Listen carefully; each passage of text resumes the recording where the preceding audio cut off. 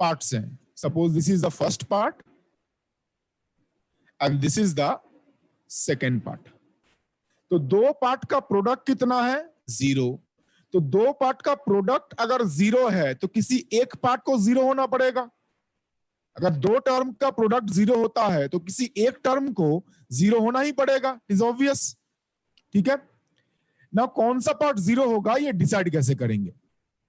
हम यहां पे डिस्कस कर रहे हैं होमोजीनियस डिफरेंशियल इक्वेशन. किसी भी होमोजीनियस डिफरेंशियल इक्वेशन के दो टाइप के सॉल्यूशन होते हैं. एक होता है ट्रिवियल सॉल्यूशन और दूसरा होता है non trivial solution.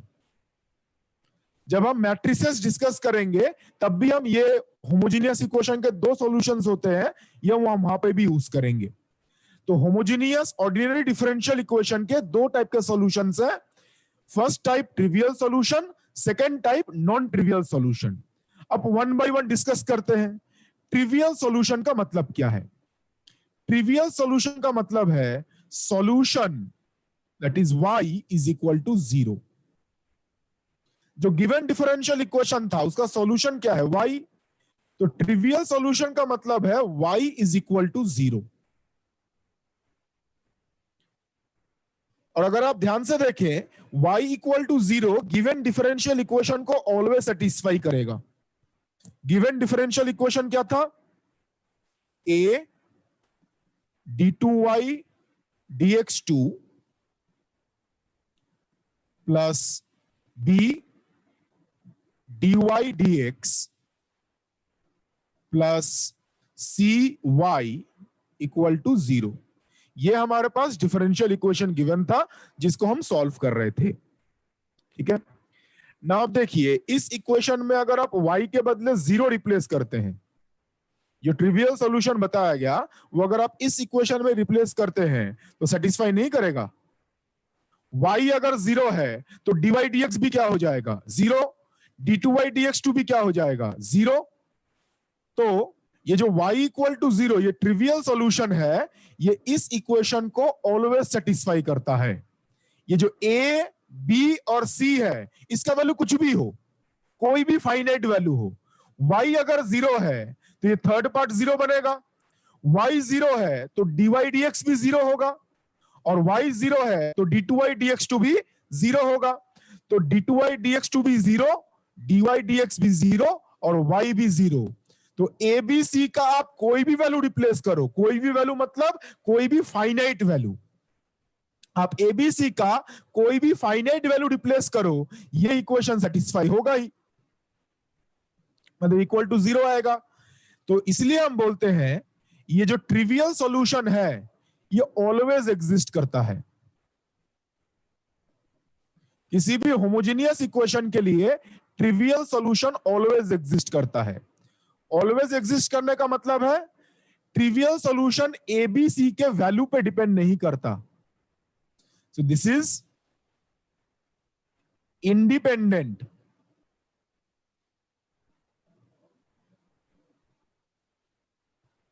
Of A B and C. जो ट्रिवियल सॉल्यूशन है वो independent of A B C है. ए बी सी का कोई भी वैल्यू हो ये सॉल्यूशन ऑलवेज एग्जिस्ट करेगा. ये इक्वेशन देख के पता चल रहा है. जो y 0 है तो इक्वेशन तो ऑलवेज सेटिस्फाई करेगा. तो trivial solution always exist and it is independent of A B and C. A B C का वैल्यू कुछ भी हो ये सॉल्यूशन ऑलवेज आएगा. तो सिमिलरली जो सेकंड टाइप सॉल्यूशन है जिसको हम बोलते हैं non trivial solution. Non trivial solution का मतलब क्या है? y is not equal to 0. तो जो नॉन ट्रिवियल सॉल्यूशन है ये बेसिकली नॉन जीरो सॉल्यूशन है. किसी टेक्स्ट बुक में नॉन ट्रिवियल लिखा रहता है या कहीं कहीं नॉन जीरो सॉल्यूशन ये वर्ड भी यूज होता है. दोनों का मतलब सेम है. नॉन ट्रिवियल सॉल्यूशन मतलब नॉन जीरो सॉल्यूशन. तो नॉन ट्रिवियल सॉल्यूशन क्या होगा? y not equal to 0. And ये जो सॉल्यूशन है it will depend on A B C.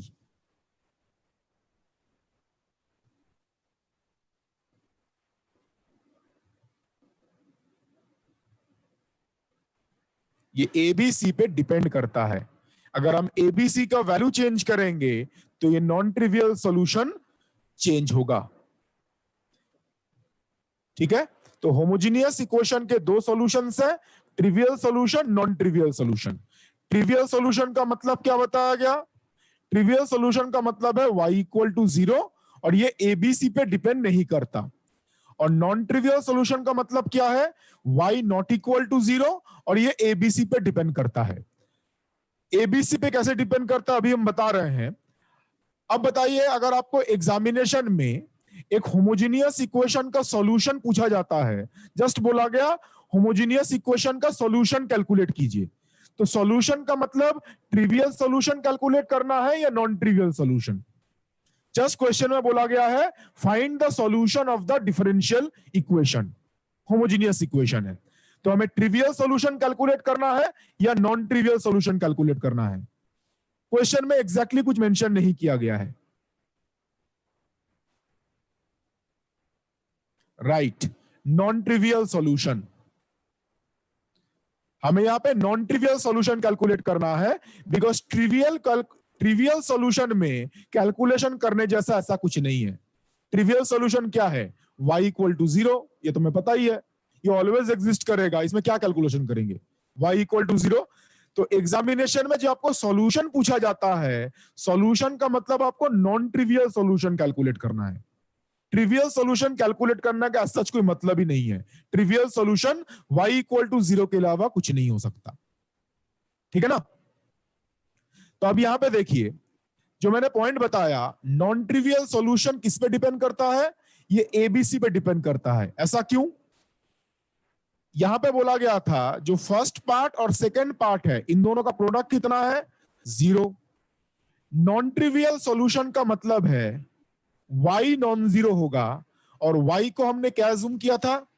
c e to the power mx। ये ट्रायल सॉल्यूशन था, ये नॉन जीरो होना चाहिए। इसका मतलब ये जो फर्स्ट पार्ट है ये नॉन जीरो होगा, तो फर्स्ट पार्ट और सेकेंड पार्ट का प्रोडक्ट जीरो होने के लिए सेकेंड पार्ट को क्या होना पड़ेगा? 0। पहला पार्ट नॉन जीरो नहीं हो सकता, सॉरी, पहला पार्ट 0 नहीं हो सकता, बिकॉज हम क्या डिस्कस कर रहे हैं? Non trivial solution. तो पहला पार्ट 0 नहीं हो सकता, तो किसको 0 होना पड़ेगा? सेकेंड पार्ट को 0 होना पड़ेगा। तो इसका मतलब है नॉन ट्रिवियल सॉल्यूशन एग्जिस्ट करने के लिए यह कंडीशन सेटिस्फाई करना जरूरी है। ये सेकेंड पार्ट को 0 होना जरूरी है, तभी नॉन ट्रिवियल सॉल्यूशन एग्जिस्ट करेगा। तो अब देखिए, नॉन ट्रिवियल सॉल्यूशन एग्जिस्ट करने का जो कंडीशन है, ये जो इक्वेशन आया है, ये क्या एबीसी पे डिपेंड नहीं करता? ये कंडीशन है, इट डिपेंड्स ऑन एबीसी। तो कंडीशन अगर एबीसी पे डिपेंड करता है, तो नॉन ट्रिवियल सॉल्यूशन भी किस पे डिपेंड करेगा? एबीसी पे डिपेंड करेगा। ठीक है ना?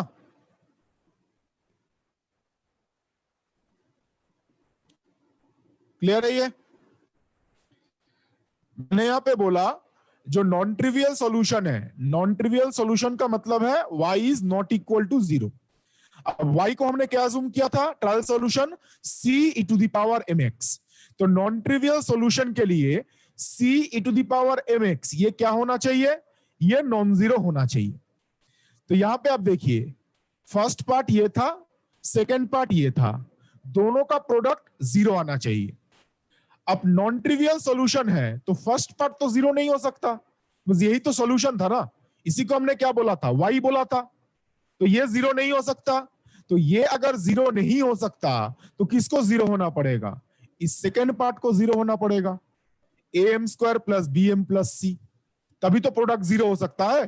पहला पार्ट 0 नहीं हो सकता, बट प्रोडक्ट को 0 होना चाहिए, तो सेकेंड पार्ट को 0 होना पड़ेगा। तो सेकेंड पार्ट 0 होने का मतलब ये। तो अगर am² plus bm plus c ये 0 होता है, तभी नॉन ट्रिवियल सॉल्यूशन एग्जिस्ट करेगा। तो ये कंडीशन किस पे डिपेंड करता है? एबीसी पे।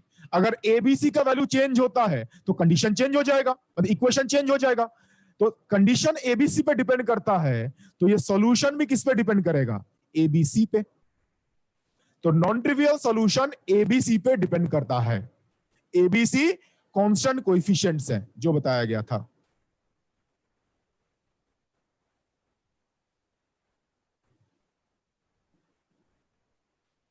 ठीक है, यहां पे मैं बोल रहा हूं कांस्टेंट पे डिपेंड इसलिए करेगा बिकॉज हम देखेंगे अगर एबीसी का वैल्यू डिफरेंट होता है तो इस इक्वेशन के रूट्स जो होंगे वो डिफरेंट हो जाएंगे। अगर एबीसी डिफरेंट होता है तो इस इक्वेशन के जो रूट्स होंगे वो डिफरेंट होंगे, और डिफरेंशियल इक्वेशन का जो सॉल्यूशन है वो इस इक्वेशन के रूट्स पे डिपेंड करता है। ये हम नेक्स्ट स्लाइड में डिस्कस करेंगे। डिफरेंशियल इक्वेशन का जो रूट है, सॉल्यूशन है, वो इस इक्वेशन के रूट्स पे डिपेंड करता है, और इस इक्वेशन का रूट्स किस पे डिपेंड करेगा? एबीसी पे। अगर हम एबीसी चेंज करते हैं तो इस इक्वेशन का रूट चेंज करेगा। इस इक्वेशन के रूट्स अगर चेंज करते हैं तो डिफरेंशियल इक्वेशन का सॉल्यूशन भी चेंज करेगा। इसलिए हम बोल रहे हैं नॉन ट्रिवियल सॉल्यूशन एबीसी पे डिपेंड करता है। ये नेक्स्ट स्लाइड में और ज्यादा क्लियर हो जाएगा। देखिए अभी हमने क्या बताया? For the existence of non trivial solution, non trivial solution exist करने के लिए यह कंडीशन सेटिस्फाई करना चाहिए। M square plus B M plus C क्या आना चाहिए? 0। और नॉन ट्रिवियल सॉल्यूशन का मतलब जो बताया गया, ये जो हमने ट्रायल सॉल्यूशन एज्यूम किया था c e to the power mx, ये क्या होना चाहिए? ये नॉन जीरो आना चाहिए। c e to the power mx जो है वो नॉन जीरो आना चाहिए। इसी को हम क्या बोलते हैं? Non trivial solution. तो नॉन ट्रिवियल सॉल्यूशन आने का कंडीशन ये है। इसी इक्वेशन को क्या बोला जाता है? This equation is known as characteristic equation और auxiliary equation of the ordinary differential equation. जो ऑर्डिनरी डिफरेंशियल इक्वेशन है उसका ये कैरेक्टरिस्टिक इक्वेशन और ऑक्सिलरी इक्वेशन है।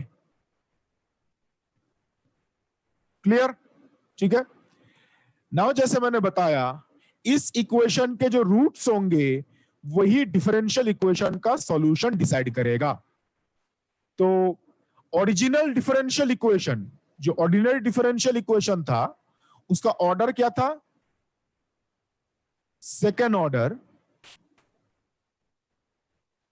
इसीलिए आप देखिए जो कैरेक्टरिस्टिक इक्वेशन आया है वो एक सेकेंड ऑर्डर अलजेब्रिक इक्वेशन आया है।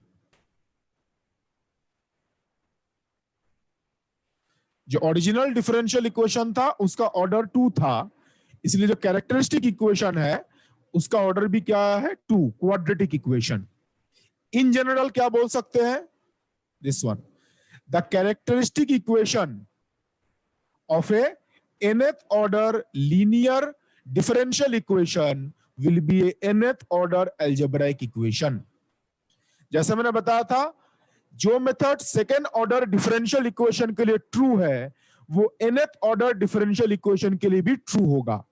डिफरेंस सिर्फ क्या है? सेकेंड ऑर्डर डिफरेंशियल इक्वेशन के लिए जो ऑक्सिलरी इक्वेशन आता है वो सेकेंड ऑर्डर अलजेब्रिक इक्वेशन है, और nth order linear differential equation के लिए जो कैरेक्टरिस्टिक इक्वेशन आएगा वो nth ऑर्डर अलजेब्रिक इक्वेशन होगा। जो डिफरेंशियल इक्वेशन का ऑर्डर है वही कैरेक्टरिस्टिक इक्वेशन का ऑर्डर होगा। यह ध्यान रखिएगा। क्लियर है ये एवरीवन? ठीक है, तो मैं आगे प्रोसीड करता हूं। ये जो कैरेक्टरिस्टिक इक्वेशन आया है इसके रूट्स क्या आएंगे? m is equal to minus B plus minus under root B square minus 4ac upon 2a। So quadratic equation के रूट्स हम यही लिखते हैं, ये जनरल फॉर्मूला है। ठीक है ना जैसे मैंने बताया इस इक्वेशन के रूट से डिसाइड करेंगे सॉल्यूशन क्या होगा। इस इक्वेशन का रूट रियल भी हो सकता है, कॉम्प्लेक्स भी हो सकता है, So roots of the characteristic equation will decide the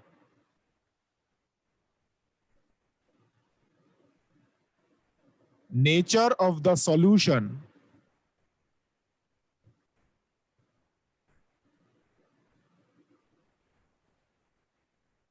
of the given differential equation.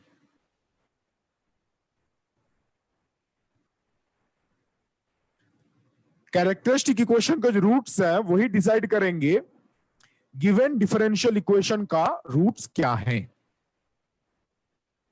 अगर रूट्स रियल होते हैं तो अलग टाइप का सॉल्यूशन आएगा, कॉम्प्लेक्स होते हैं तो अलग सॉल्यूशन आएगा। जब रियल होगा तो इक्वल भी हो सकता है, अनइक्वल भी हो सकता है। इक्वल होगा तो अलग टाइप का सॉल्यूशन आएगा, अनइक्वल होगा तो अलग टाइप का सॉल्यूशन आएगा।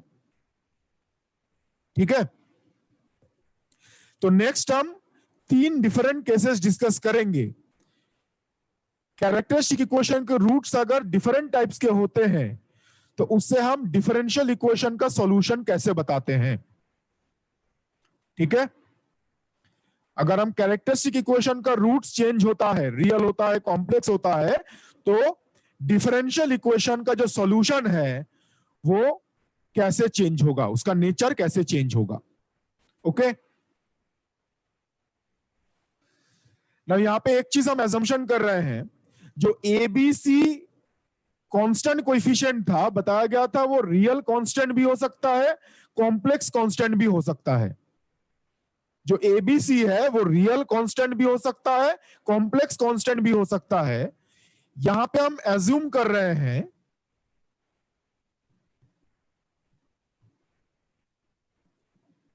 जो एबीसी है these are real constants.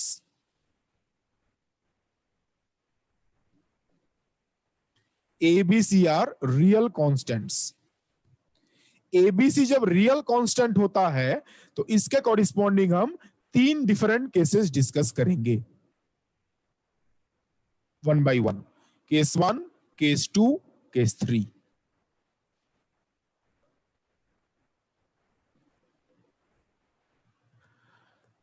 अब आप ये क्वेश्चन कर सकते हैं, जो पहले तो हमने बोला एबीसी रियल भी हो सकता है, कॉम्प्लेक्स भी हो सकता है, सडनली हमने यहाँ पे रियल कांस्टेंट क्यों अज्यूम किया, कॉम्प्लेक्स कांस्टेंट वाला पार्ट कहां पे चला गया।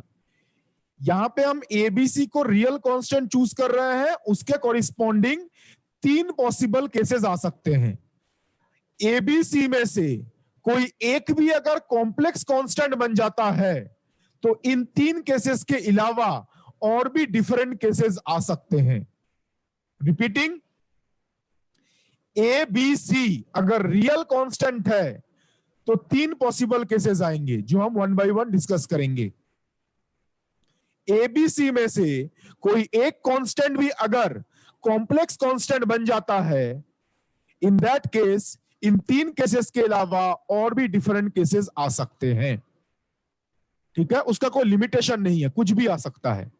तो अगर एबीसी में से कोई कॉम्प्लेक्स आ जाता है तब कैसे सॉल्व करेंगे, इसके रिगार्डिंग हम एक एग्जांपल डिस्कस करेंगे। ठीक है, तो अभी हम अज्यूम कर लेते हैं एबीसी रियल कांस्टेंट है, तो ये 3 पॉसिबल केसेस हम डिस्कस करेंगे। ठीक है, तो फर्स्ट केस,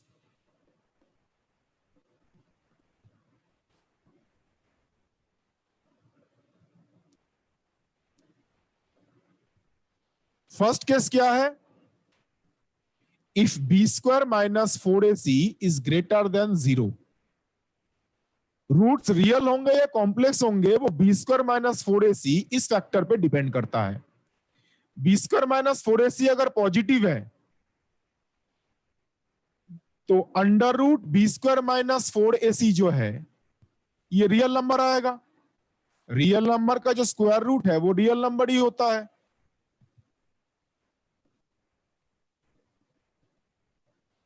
मतलब जो पॉजिटिव, बेसिकली सॉरी, जो पॉजिटिव नंबर है बी स्क्वायर माइनस 4ac क्या है, ग्रेटर देन 0, तो पॉजिटिव रियल नंबर का स्क्वायर रूट क्या आएगा, रियल नंबर ही आएगा। It is obvious. तो बी स्क्वायर माइनस 4ac जब पॉजिटिव है, then the roots of the equation will be real and unequal. Equation के जो रूट्स होंगे वो रियल और अनइक्वल होगा। रूट्स क्या होंगे? रूट्स विल बी दिस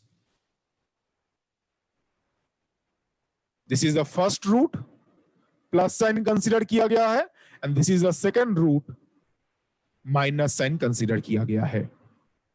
और ये रूट्स क्या है? Real and unequal. ये प्लस माइनस साइन चेंज होने की वजह से ये दोनों अनइक्वल है। और रियल क्यों है? रियल इसलिए है because B square minus 4ac जब ग्रेटर देन 0 है तो उसका स्क्वायर रूट क्या आता है? रियल नंबर आता है। इसीलिए रूट्स जो होंगे वो रियल नंबर्स होंगे। ठीक है, तो अब देखिए, सॉरी, ट्रायल सॉल्यूशन हमने क्या अज्यूम किया था?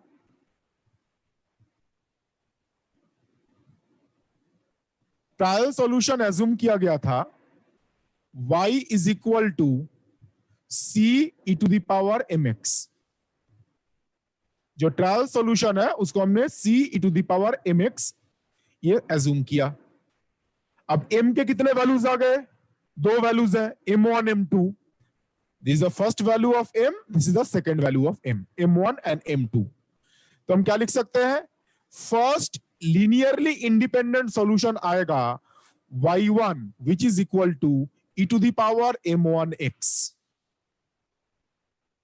And second linearly independent solution आएगा y2 is equal to e to the power m2x।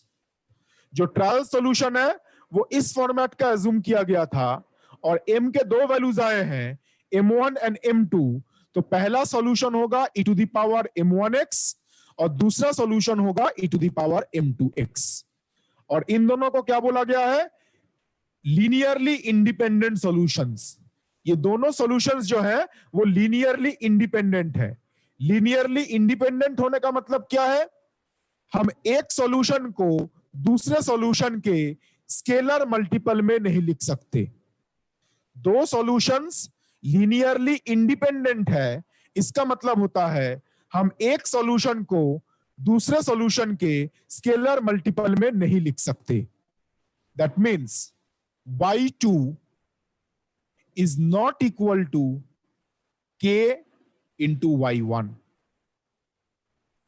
ये y2 और y1 जो है ये लीनियरली इंडिपेंडेंट है, इसका मतलब हम y2 को y1 के स्केलर मल्टीपल में नहीं लिख सकते। यहां पे जो k है वो एक स्केलर कांस्टेंट है, फंक्शन नहीं है, it is a scalar constant. तो सिंस y1 और y2 को एक दूसरे के स्केलर मल्टीपल में लिखना पॉसिबल नहीं है, इसलिए इन दोनों को क्या बोला गया है? Linearly independent solution.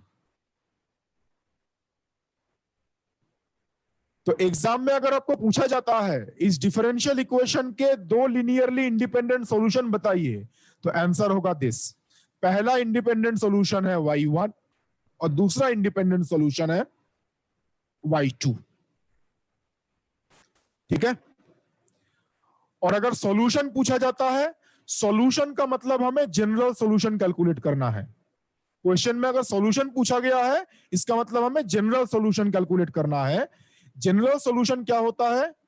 y is equal to c1y1 plus c2y2। y1 y2 का जो लीनियर कॉम्बिनेशन होगा वो जनरल सॉल्यूशन होगा। तो y1 एक सॉल्यूशन है, y2 दूसरा सॉल्यूशन है, और y1 और y2 का जो लीनियर कॉम्बिनेशन है ये जनरल सॉल्यूशन है। तो अब देखिए ऐसे लिखा गया है c1y1 प्लस c2y2, ये जनरल सॉल्यूशन है। c1 और c2 दो आर्बिट्ररी कांस्टेंट्स हैं। जैसे बताया गया था फर्स्ट क्लास में, सेकेंड ऑर्डर डिफरेंशियल इक्वेशन है तो कितने आर्बिट्ररी कांस्टेंट्स आएंगे? दो आर्बिट्ररी कांस्टेंट्स। तो यहां पे दो आर्बिट्ररी कांस्टेंट्स है c1 एंड c2। क्वेश्चन में अगर कोई कंडीशन गिवन है उसे हम c1 और c2 का वैल्यू कैलकुलेट कर सकते हैं।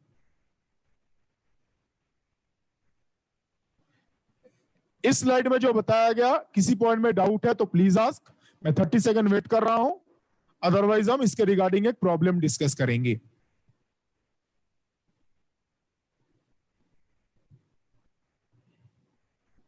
कोई क्वेश्चन है तो प्लीज आस्क।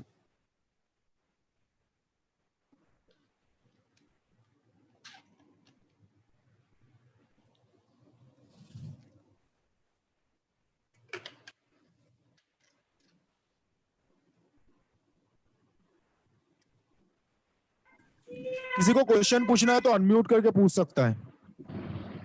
सर हम उसे आर्बिट्ररी क्यों बोलते हैं? वो कांस्टेंट दूसरे कांस्टेंट से अलग होता है क्या?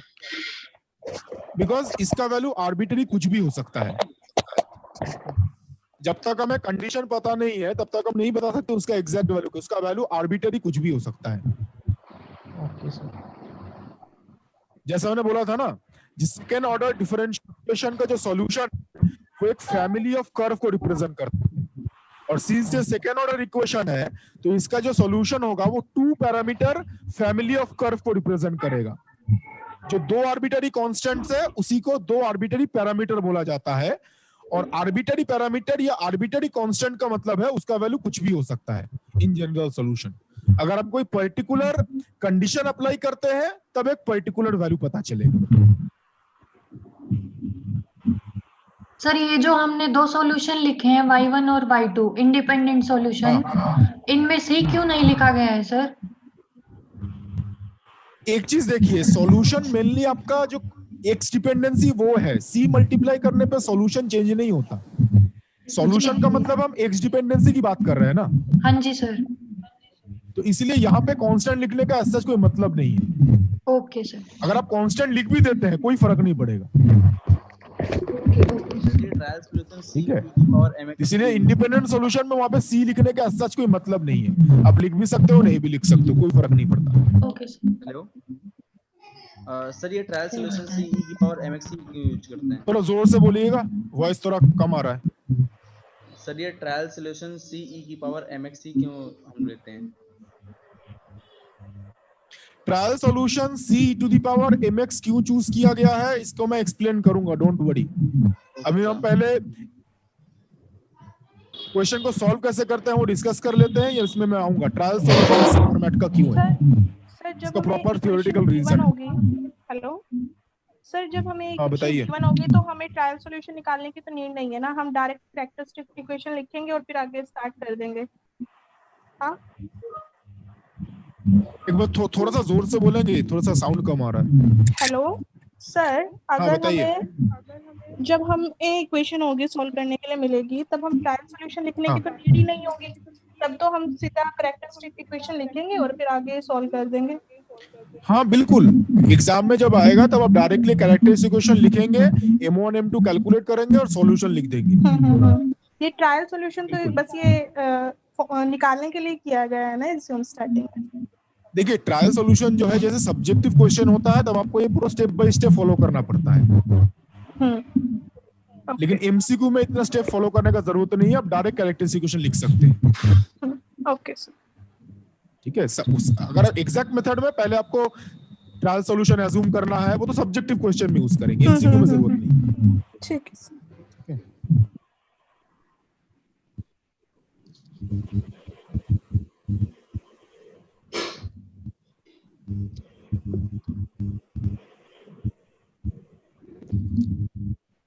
सो यहाँ पे जो हमने केस कंसीडर किया है उसमें B square minus 4ac positive है, और B square minus 4ac positive होने की वजह से जो रूट्स आएंगे m1 m2 ये रियल और अनइक्वल होगा।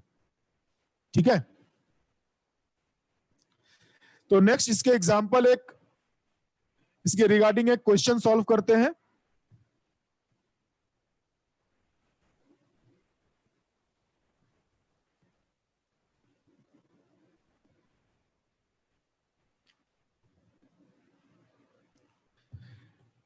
So please try to solve this question. Question में एक second order differential equation given है, second order linear homogeneous differential equation ये गिवन है, साथ में 2 कंडीशन गिवन है। इन कंडीशन से हम आर्बिट्ररी कांस्टेंट्स का जो पर्टिकुलर वैल्यू है वो कैलकुलेट करेंगे। नाउ जैसे बताया मैंने एमसीक्यू एग्जामिनेशन में ट्रायल सॉल्यूशन एज्यूम करना, इन सब का कोई जरूरत नहीं है। इक्वेशन गिवन है, अब डायरेक्टली कैरेक्टरिस्टिक इक्वेशन लिखिए। बीच के जो एक दो स्टेप्स है वो आप स्किप कर सकते हैं टाइम बचाने के लिए। कैरेक्टरिस्टिक इक्वेशन कैसे लिखेंगे? जो सेकेंड ऑर्डर डेरिवेटिव है d2y dx2, उसके बदले m स्क्वायर प्लस 5, जो फर्स्ट ऑर्डर डेरिवेटिव है उसके बदले m प्लस 6, जो y है y के बदले 1।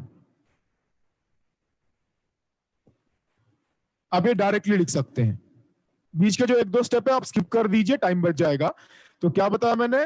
d2y dx2 के बदले m स्क्वायर, dy dx के बदले m, एंड y के बदले क्या आ जाएगा? 1। y के बदले 1 है। क्लियर? तो ये हमारे पास कैरेक्टरिस्टिक इक्वेशन है। तो इस इक्वेशन के रूट्स देखिए क्या आएंगे। फैक्टराइज अगर हम करते हैं तो ये आएगा m plus 3 into m plus 2 is equal to 0। तो इक्वेशन के रूट्स आएंगे m is equal to -3 and -2। तो रूट्स क्या है? Roots are real and unequal, जो केस 1 में बताया गया था। Roots are real and unequal.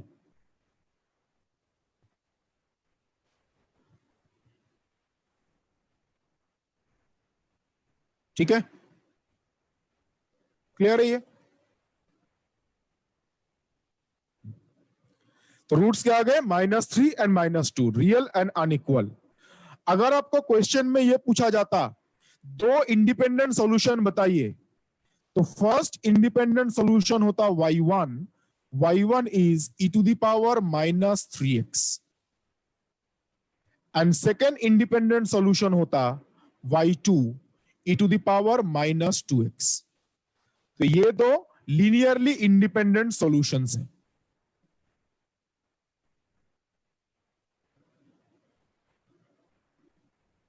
ठीक है, these are linearly independent solutions। और क्वेश्चन में अब जनरल सॉल्यूशन लिखना है। जनरल सॉल्यूशन क्या आएगा? y is equal to c1y1 plus c2y2। तो c1 e to the power -3x plus c2 e to the power -2x। इसको हम क्या बोलेंगे? General solution of the differential equation c1y1 plus c2y2। Now c1 और c2 का value calculate करने के लिए क्वेश्चन में दो कंडीशंस गिवन है।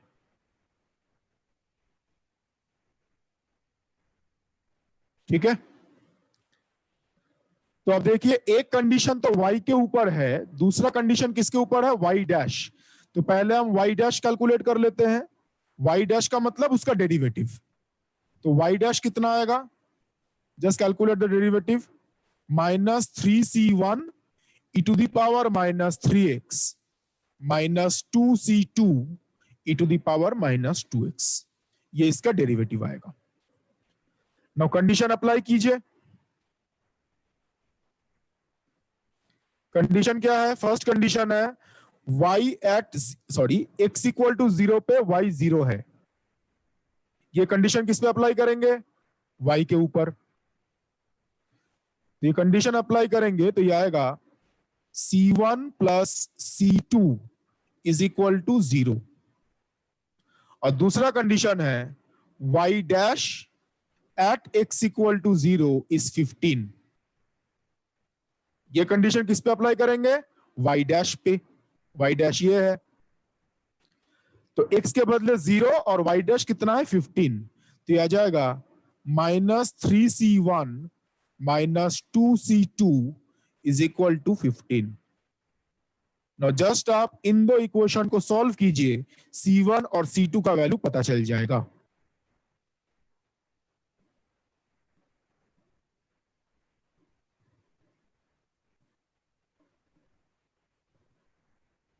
Please check. इन दो इक्वेशन को अगर आप सॉल्व करते हैं तो C1 आ जाएगा,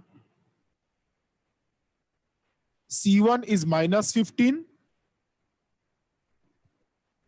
and C2 is +15. Just check it.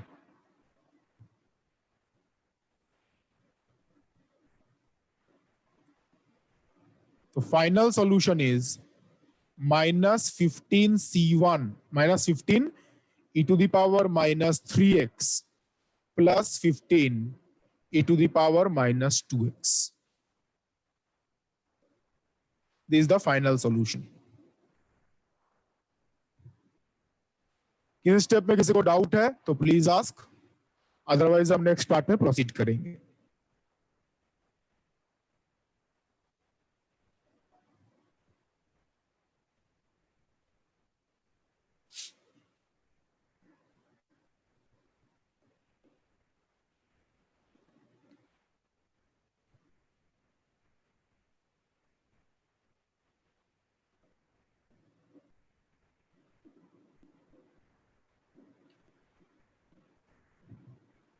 तो मैं आगे प्रोसीड कर रहा हूं। आई थिंक एवरीवन ये क्लियर है, और C1 C2 का वैल्यू जो बताया गया वो आ रहा है।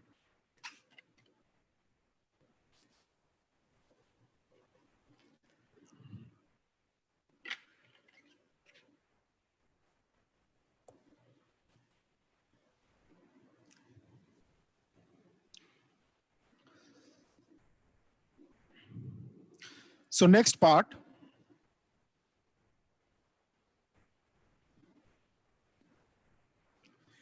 केस 2। सो केस 2 क्या है? If b² - 4ac is equal to 0, roots में जो b² - 4ac टर्म था ये अगर 0 बन जाता है, then roots of the characteristic equation will be real and equal. जो कैरेक्टरिस्टिक इक्वेशन के रूट्स होंगे वो रियल और इक्वल होगा। कैरेक्टरिस्टिक इक्वेशन के रूट्स क्या थे? m is equal to -b plus minus under root b² minus 4ac upon 2a। ये था। अब केस 2 हम क्या डिस्कस कर रहे हैं? b² - 4ac अगर 0 बन जाता है, तो b² - 4ac अगर 0 है तो ये जो अंडर रूट वाला टर्म है ये क्या बन जाएगा? 0। तो अब बताइए रूट्स क्या आएंगे? सेम ही तो आएंगे, -b/2a -b/2a। क्वाड्रेटिक इक्वेशन था तो दो रूट्स आने चाहिए, और दोनों रूट्स इस केस में क्या आएंगे? Same. So roots are real and unequal.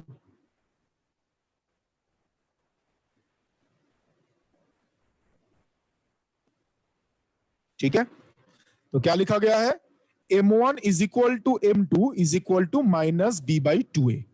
ध्यान रखिएगा a b सारा रियल कांस्टेंट था।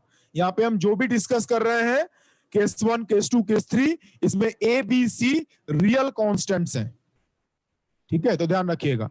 इसको एज्यूम कर लिया गया m, दोनों इक्वल है तो m एज्यूम कर लिया गया। नाउ फर्स्ट इंडिपेंडेंट सॉल्यूशन क्या आएगा? फर्स्ट लीनियरली इंडिपेंडेंट सॉल्यूशन आएगा e to the power mx, and second linearly independent solution आएगा x e to the power mx। और यहां पे इसको लीनियरली इंडिपेंडेंट सॉल्यूशन क्यों बोला गया है?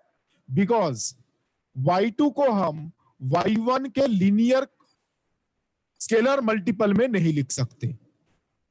y2 को हम y1 के स्केलर मल्टीपल में नहीं लिख सकते, इसलिए दोनों क्या है? Linearly independent solutions.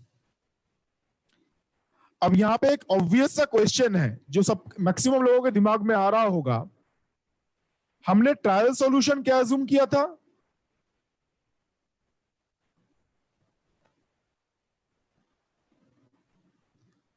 Trial solution assume किया गया था y is equal to c e to the power mx। ये हमने ट्रायल सॉल्यूशन अज्यूम किया। अब जो यहां पे दो सॉल्यूशंस लिखे गए हैं,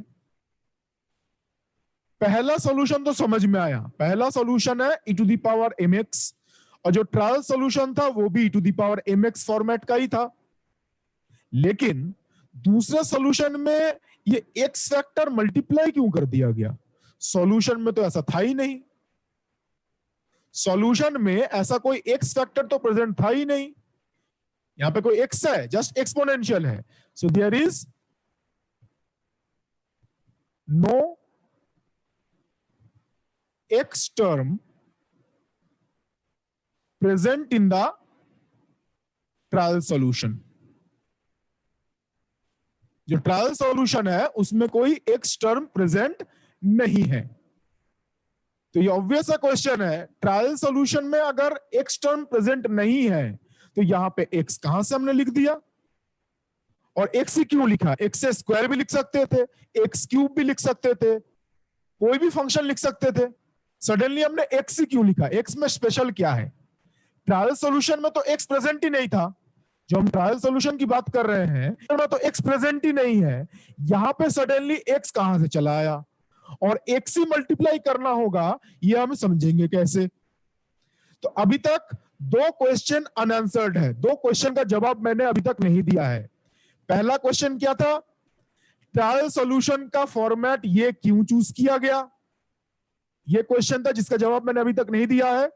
और दूसरा क्वेश्चन है सेकेंड लिनियरली इंडिपेंडेंट सॉल्यूशन में, और ये कौन सा केस है? केस 2, रूट जब आपके रियल और इक्वल हैं।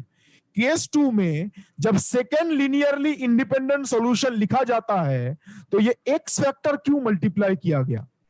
ट्रायल सॉल्यूशन में तो x था ही नहीं, ये x मल्टीप्लाई करेंगे, ये दिमाग में कहां से आया? कुछ रीजन तो होना चाहिए ना, सडनली हम मल्टीप्लाई तो नहीं कर देंगे कुछ भी। तो ये दो क्वेश्चन का जवाब मैंने नहीं दिया है, पहले हम केस 2 और केस 3 डिस्कस कर लेते हैं, फिर इन दो क्वेश्चन के जवाब में आएंगे। पहला क्वेश्चन ट्रायल सॉल्यूशन ये अज्यूम क्यों किया गया है, और दूसरा क्वेश्चन सेकंड सॉल्यूशन में ये x फैक्टर मल्टीप्लाई क्यों किया गया है। हम कोई दूसरा x का फंक्शन भी तो मल्टीप्लाई कर सकते थे, साइन, कोसाइन, एक्सपोनेंशियल, कुछ भी कर सकते थे, x से क्यों मल्टीप्लाई किया गया? ये दो क्वेश्चंस क्लियर है, आई थिंक आंसर पता नहीं है बट क्वेश्चन क्लियर है। तो इन दोनों के बारे में हम डिस्कस करेंगे, डोंट वरी, ठीक है। तो पहले हम ये केस 2 और केस 3 डिस्कस कर लेते हैं, फिर इन दोनों क्वेश्चन में आएंगे। तो y1 is this, y2 is this, तो जनरल सॉल्यूशन क्या होगा? इनका लीनियर कॉम्बिनेशन। तो जनरल सॉल्यूशन आएगा c1y1 प्लस c2y2, इसको ऐसे लिख सकते हैं, y1 और y2 रिप्लेस कर दिया गया है। तो क्या सॉल्यूशन आएगा? c1 plus c2x into e⁻mx।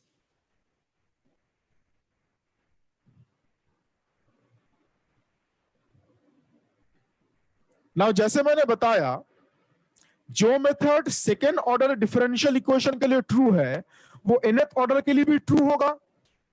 Suppose ये सेकेंड ऑर्डर इक्वेशन ना होके थर्ड ऑर्डर इक्वेशन आता और तीनों रूट सेम आ जाते। सपोज हमारे पास एक थर्ड ऑर्डर डिफरेंशियल इक्वेशन है,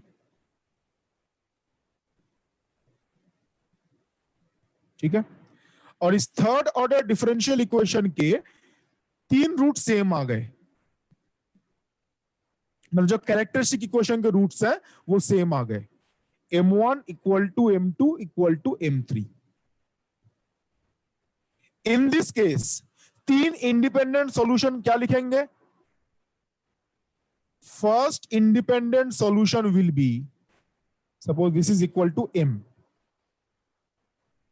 तीनों रूट सेम है उसको m एज्यूम कर लिया गया, तो फर्स्ट इंडिपेंडेंट सॉल्यूशन आएगा e⁻mx,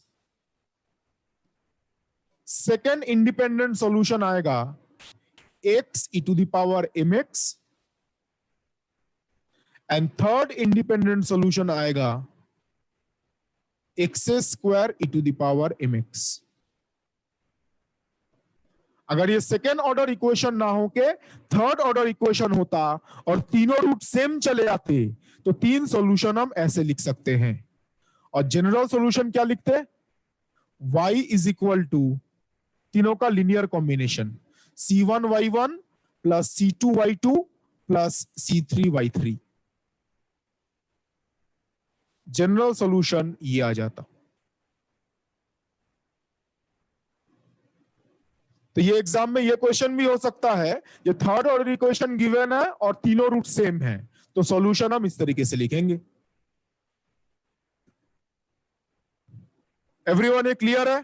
third order differential equation के लिए तीन इंडिपेंडेंट सॉल्यूशन मतलब y1, y2 और y3 कैसे लिखा जा रहा है और जनरल सॉल्यूशन कैसे लिख रहे हैं।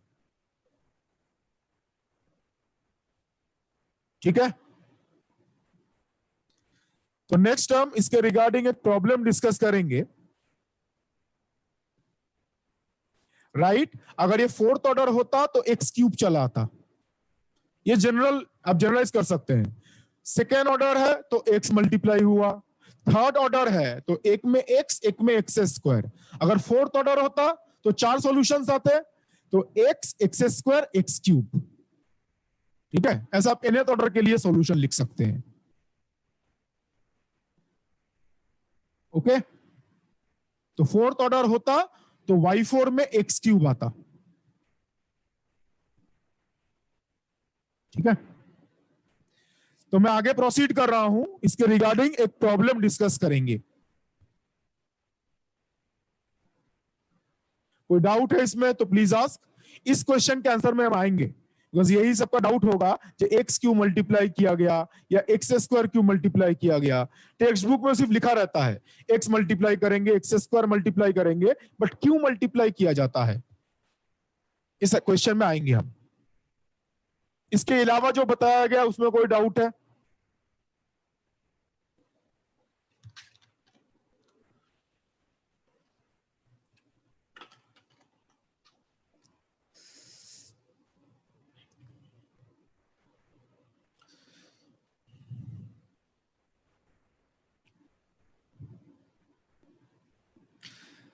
तो मैं आगे प्रोसीड कर रहा हूं।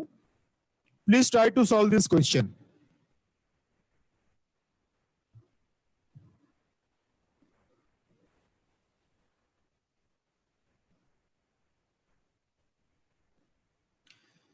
डिफरेंशियल इक्वेशन है, कंडीशन गिवन है, सॉल्व करने को बोला गया है। तो इस डिफरेंशियल इक्वेशन के कॉरिस्पॉन्डिंग जो कैरेक्टरिस्टिक इक्वेशन आएगा वो होगा m square plus 6m plus 9 is equal to 0।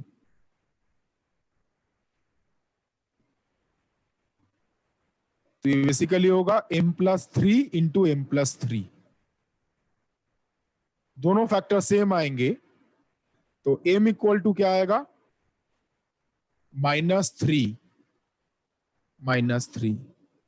जो सेकेंड केस बताया गया था वही है, roots are real and equal.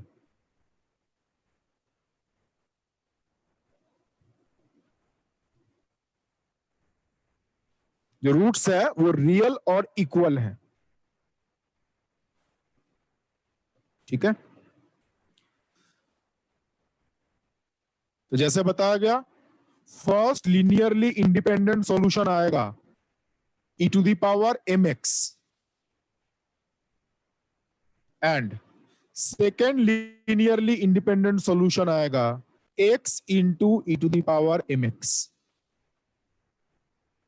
एक x मल्टीप्लाई हो जाता है, तो दो लीनियरली इंडिपेंडेंट सॉल्यूशन हम ये बता सकते हैं।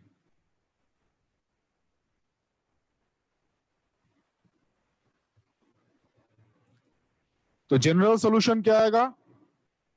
y is equal to c1y1 plus c2y2, तो c1 plus c2x into e to the power -3x।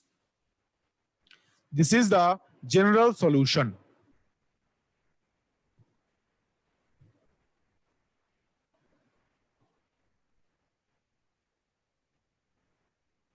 ठीक है, नाउ C1 और C2 कैलकुलेट करने के लिए क्वेश्चन में दो कंडीशंस गिवन है। एक कंडीशन y के ऊपर है, दूसरा कंडीशन y डैश के ऊपर है, तो पहले y डैश कैलकुलेट कर लेते हैं। y डैश क्या आएगा, इस प्रोडक्ट रूल अप्लाई कीजिए, ये एक फंक्शन है, ये एक फंक्शन है,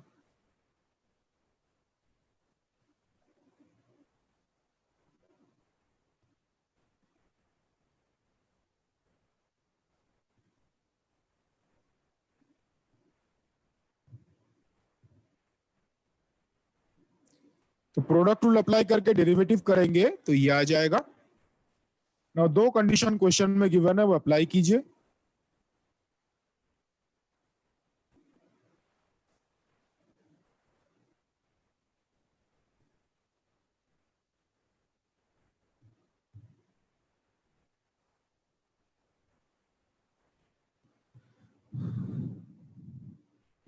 मैं सबसे रिक्वेस्ट करूंगा आप लोग साथ साथ सॉल्व करते रहिए, ठीक है।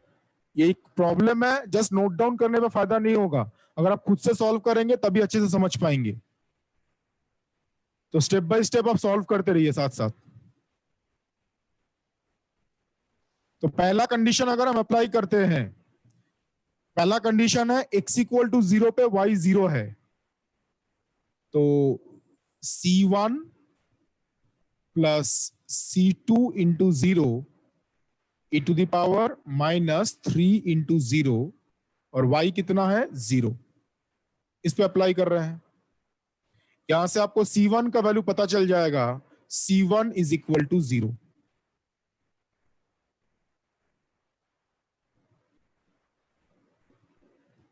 तो पहला कंडीशन अप्लाई करके c1 का वैल्यू पता चल गया। दूसरा कंडीशन क्या है, x इक्वल टू 0 पे y डैश 1 है, तो y डैश मतलब इस पे कंडीशन अप्लाई करेंगे, तो x के बदले 0 रिप्लेस कीजिए,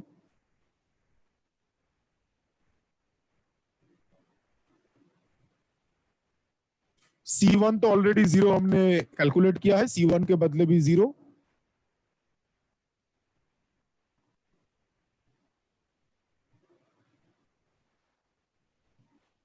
और इक्वल टू कितना है 1। यहां से आपको c2 का वैल्यू पता चल जाएगा, c2 इज 1। तो c1 का वैल्यू 0 है और c2 का वैल्यू 1 है। तो देखिए फाइनल सॉल्यूशन क्या आएगा, c1 0 और c2 1, तो फाइनल सॉल्यूशन होगा x e to the power minus 3x।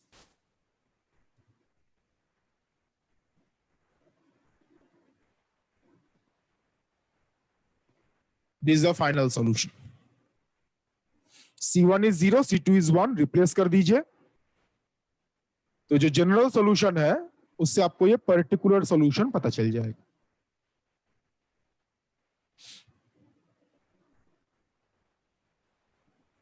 ये जनरल सॉल्यूशन है, ये particular solution, this is particular solution. इस स्टेप में कोई डाउट है तो प्लीज आस्क।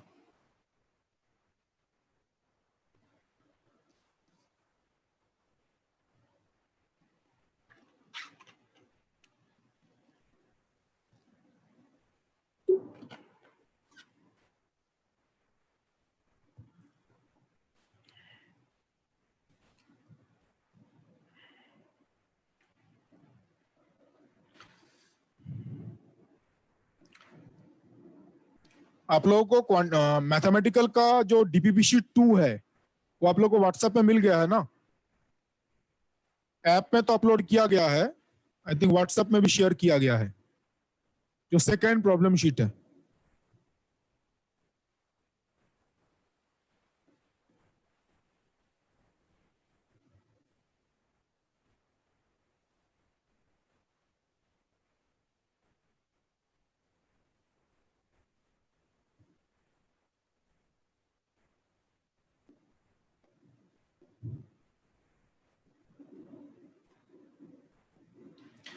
तो मैं नेक्स्ट केस में प्रोसीड कर रहा हूं,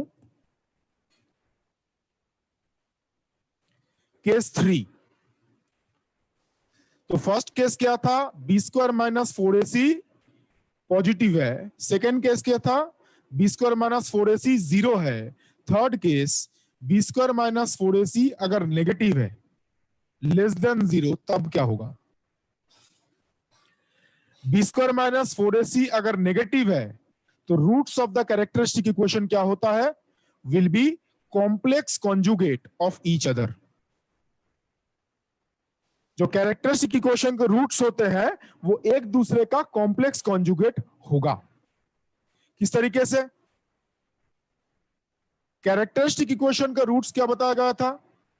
minus B plus minus under root B square minus 4ac upon 2a, ये रूट था। अब आप देखिए ये B square minus 4ac negative है, ठीक है? तो हम क्या कर रहे हैं, ये स्क्वायर रूट के अंदर जो बी स्क्वायर माइनस 4ac है इससे माइनस कॉमन लिया, और माइनस कॉमन लेंगे तो क्या लिख सकते हैं? 4ac minus B square. B square minus 4ac से माइनस कॉमन लेके 4ac माइनस बी स्क्वायर लिखा। अब ये तो ऑब्वियस है, बी स्क्वायर माइनस 4ac अगर नेगेटिव है तो 4ac माइनस बी स्क्वायर क्या होगा? ये ऑब्वियसली पॉजिटिव होगा। बी स्क्वायर माइनस 4ac अगर नेगेटिव है तो 4ac माइनस बी स्क्वायर क्या होगा? पॉजिटिव होगा। तो देखिए क्या आ रहा है यहां पर, माइनस बी प्लस माइनस, यहां पे एक -1 था, -1 का स्क्वायर रूट क्या होता है? जिसको हम आयोटा बोलते हैं। जो -1 है उसके स्क्वायर रूट को हम क्या बोलते हैं? Iota, complex number. तो -1 के स्क्वायर रूट में क्या आ जाएगा? आयोटा। और 4ac minus B square positive है, उसका स्क्वायर रूट एक रियल नंबर आएगा। इसको हम ऐसे लिख सकते हैं, जस्ट -1 के स्क्वायर रूट को आयोटा लिख दिया गया, डिवाइडेड बाई 2a। तो आप यहां पे नोटिस कीजिए, जो ये रूट आया है ये क्या एक दूसरे का कॉम्प्लेक्स कॉन्जुगेट नहीं है? एक में प्लस आयोटा है, एक में माइनस आयोटा है। So roots are complex conjugate of each other.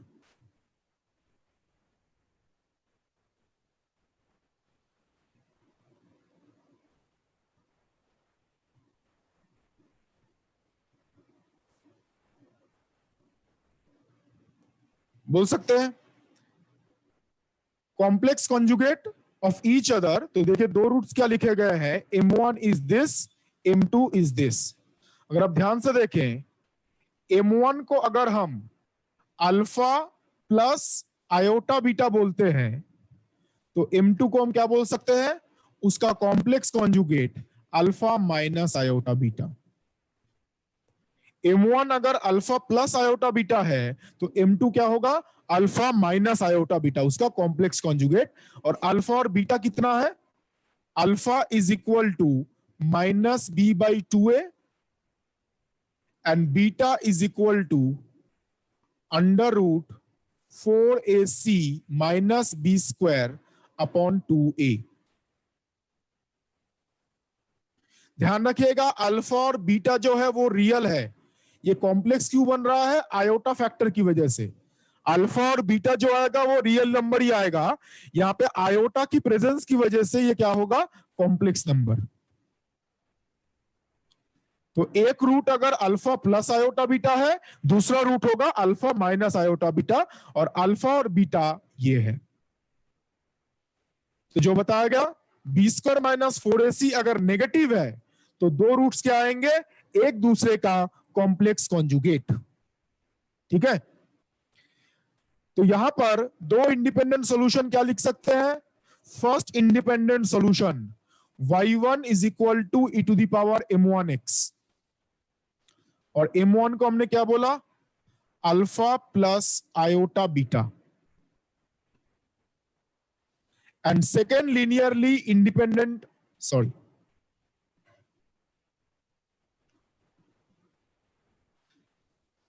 second linearly independent solution is y2 e to the power m2x, which is equal to e to the power m2 क्या है? Alpha minus iota beta. तो ये दोनों linearly independent solution है। Again linearly independent solution क्यों बोला गया है? बिकॉज आप एक सॉल्यूशन को दूसरे के मल्टीपल में नहीं लिख सकते। That's why these are linearly independent solution.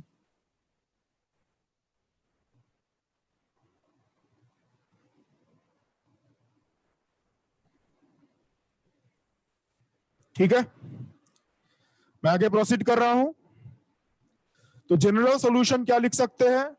General solution होता है इन दोनों का linear combination, C1Y1 plus C2Y2। तो अब जस्ट यहां पे नोटिस कीजिए, Y1 क्या है? दिस। Y2 क्या है? दिस। इसको जस्ट हम सिंप्लीफाई करेंगे। Y1 क्या था? e⁻ alpha plus iota beta x, और Y2 क्या है? e⁻ alpha minus iota beta x। ठीक है, तो Y1 Y2 जो बताया गया था वो रिप्लेस कर दिया गया यहां पर। Y1 is this, Y2 is this. ठीक है, अब दोनों से देखिए कॉमन क्या जा रहा है? e⁻ अल्फा x दोनों टर्म से कॉमन जाएगा, और कॉमन जाने के बाद remaining part is this. e⁻ alpha x को कॉमन ले लिया गया, और कॉमन जाने के बाद ये एक्सपोनेंशियल टर्म रिमेनिंग होगा। ठीक है, नाउ ये जो e⁻ आयोटा बीटा x है, इसको हम क्या लिख सकते हैं? cos beta x plus iota sine beta x लिख सकते हैं। एंड ये जो e⁻ minus iota beta x है, उसको हम लिख सकते हैं cos beta x minus iota sine beta x। तो जस्ट क्या किया गया? एक्सपोनेंशियल टर्म को साइन कोसाइन में चेंज कर दिया गया। Exponential plus iota and exponential minus iota, ये जो दो टर्म्स हैं, exponential plus iota and exponential minus iota, दोनों को कोसाइन और साइन के फॉर्म में एक्सप्रेस कर दिया गया। नेक्स्ट स्टेप में क्या किया गया है? कोसाइन टर्म्स को एक साथ लिखा गया है, साइन टर्म्स को एक साथ लिखा गया। देखिए यहां पे भी आपको cos बीटा x दिख रहा है, और यहां पे भी cos बीटा x दिख रहा है, दोनों को एक साथ लिखा गया है, cos beta x into C1 plus C2। यहां पे आपको sin बीटा x दिख रहा है, यहां पे भी sin बीटा x दिख रहा है, दोनों को एक साथ लिखा गया है sin beta x into iota C1 minus iota C2। तो कोसाइन टर्म्स को एक साथ लिखा गया और साइन टर्म्स को एक साथ लिखा गया। ना आप बताइए, ये जो C1 प्लस C2 है, ये कांस्टेंट ही तो होगा। C1 और C2 अगर कांस्टेंट है, उसका सम भी क्या होगा? कांस्टेंट। इसको A बोला गया, और ये जो iota C1 minus iota C2 है, इसको B बोला गया। तो जनरल सॉल्यूशन क्या आएगा? देखिए, रूट जब आपके कॉम्प्लेक्स कॉन्जुगेट होते हैं, जनरल सॉल्यूशन ये आ जाएगा, e⁻ alpha x into a cos beta x plus b sin beta x। This is the general solution. ये कब होता है? Roots of the characteristic equation are complex conjugate. Roots क्या थे? Alpha plus minus iota beta.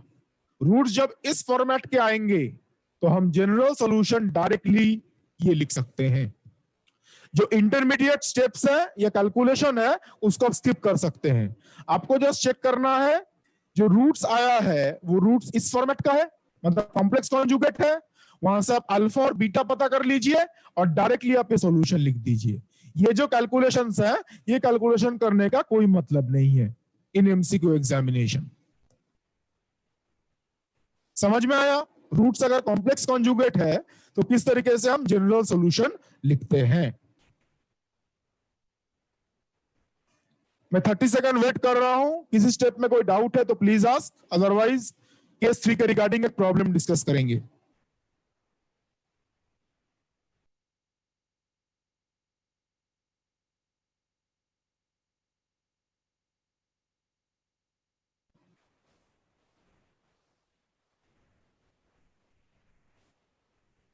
किसी को doubt है तो अनम्यूट करके पूछ सकता है। Hello sir. सर हाँ बताइए। सर इसके पहले का पेज दिखाइए ना प्लीज।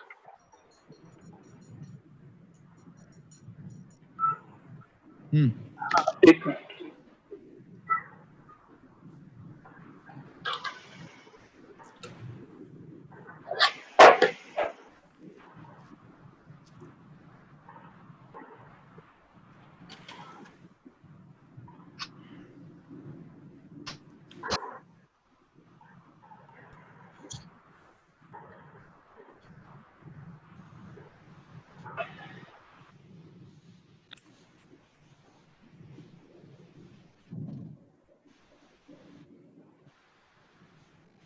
सर जिसमें C1 और C2 निकाल रहे थे वैसे A और B निकालेंगे क्या इसमें? हाँ same same same condition given होगा, वहां से ए बी पता चलेगा। वो कंडीशन A और B के लिए दी होगी सर। कंडीशन जो होगा वो जनरल सॉल्यूशन के लिए होगा। Okay sir. Condition always general solution के लिए गिवन होता है। अब कांस्टेंट को आप ए बी बोलो या C1 C2 बोलो, कोई फर्क नहीं पड़ता। बट C1 प्लस C2 लिखने पे कॉम्प्लिकेशन बढ़ जाएगा, इसलिए C1 प्लस C2 को ए लिख दिया गया। सर केस 4 में अभी C2 के साथ x क्यों नहीं मल्टीप्लाई किया? हाँ केस 4 में C2 के साथ अब x क्यों नहीं मल्टीप्लाई हुआ? यहाँ पे जो M1 M2 आया है ये तो आपका डिफरेंट ही आया है ना। जो M1 और M2 है ये तो डिफरेंट ही आया है, तो सिंपल यही सॉल्यूशन आ जाएगा। x कब मल्टीप्लाई होता है? जब रूट्स इक्वल आते हैं। Okay okay okay sir. यहाँ पे तो अनइक्वल आया है ना। Okay sir. सर वो जो x होता है वो आर्बिट्ररी कांस्टेंट होता है या फिर जो सी ए बी है? हाँ मतलब जो x सेकंड कंडीशन केस में आया था वो आर्बिट्ररी कांस्टेंट होता है या फिर नहीं, x तो फंक्शन है ना, कांस्टेंट कहां से होगा? फंक्शन है? x तो फंक्शन है, कांस्टेंट कहां पे होगा? जो C1 C2 या ए बी हम बोल रहे हैं वो आर्बिट्ररी कांस्टेंट है। जैसे यहाँ पे a और b आर्बिट्ररी कांस्टेंट होगा।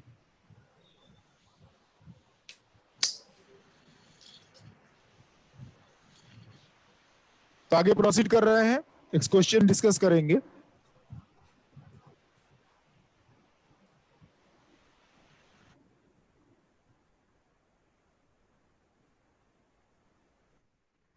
Please try this question.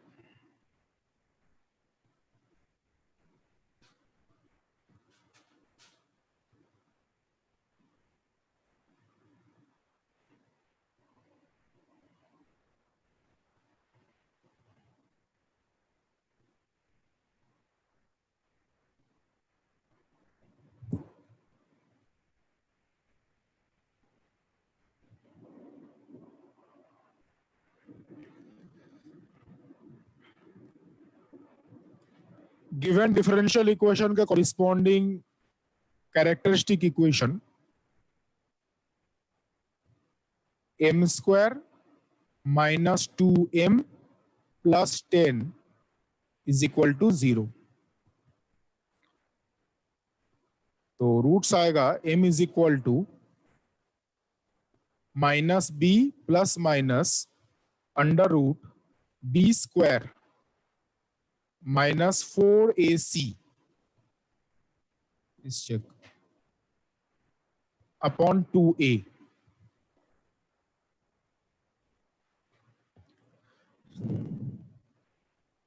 Complex वाले केस में फैक्टर में डिवाइड करना इतना आसान नहीं होगा, तो बेटर है आप ये फॉर्मूला यूज करो। रियल फैक्टर्स के लिए आपका आसान होता है, बट कॉम्प्लेक्स जब रूट आ जाएंगे तो थोड़ा सा मुश्किल होता है फैक्टराइज करना, तो बेटर है आप ये तरीका अप्लाई कीजिए।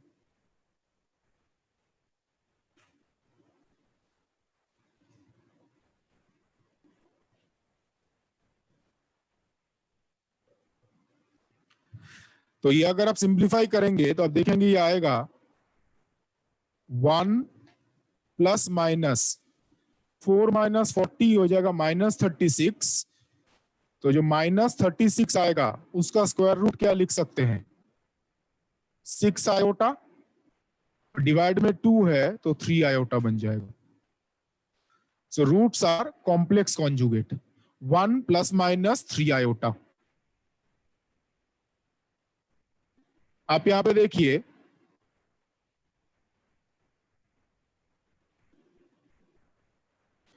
किसी ने क्वेश्चन पूछा है जो कॉम्प्लेक्स रूट से क्या पता चलता है, कॉम्प्लेक्स रूट होगा तो सॉल्यूशन ऑसिलेटरी नेचर का होगा।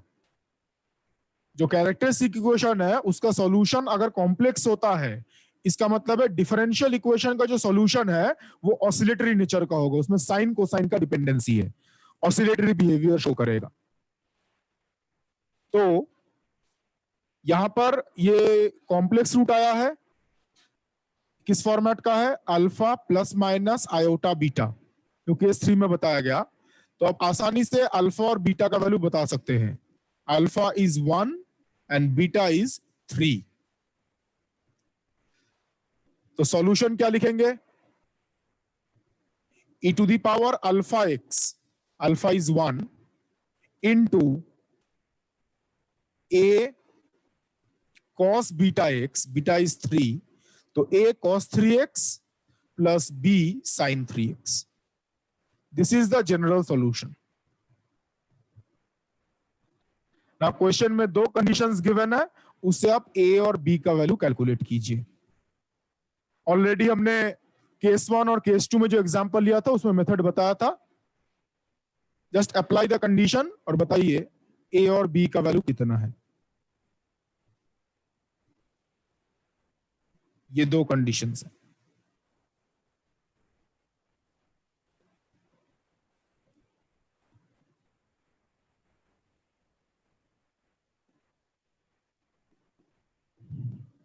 दो कंडीशन अप्लाई कीजिए, ए और बी का वैल्यू पता चलेगा।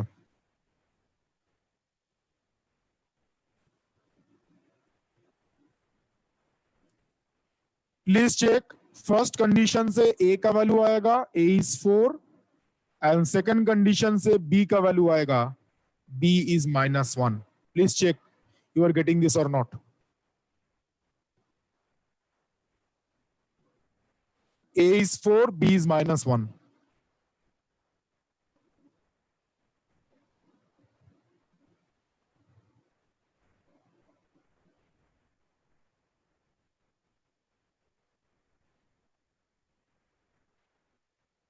तो फाइनल सॉल्यूशन हम लिख सकते हैं y is equal to e to the power x into 4 cos 3x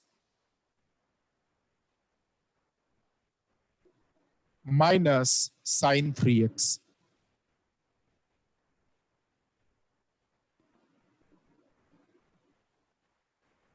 This is the final solution.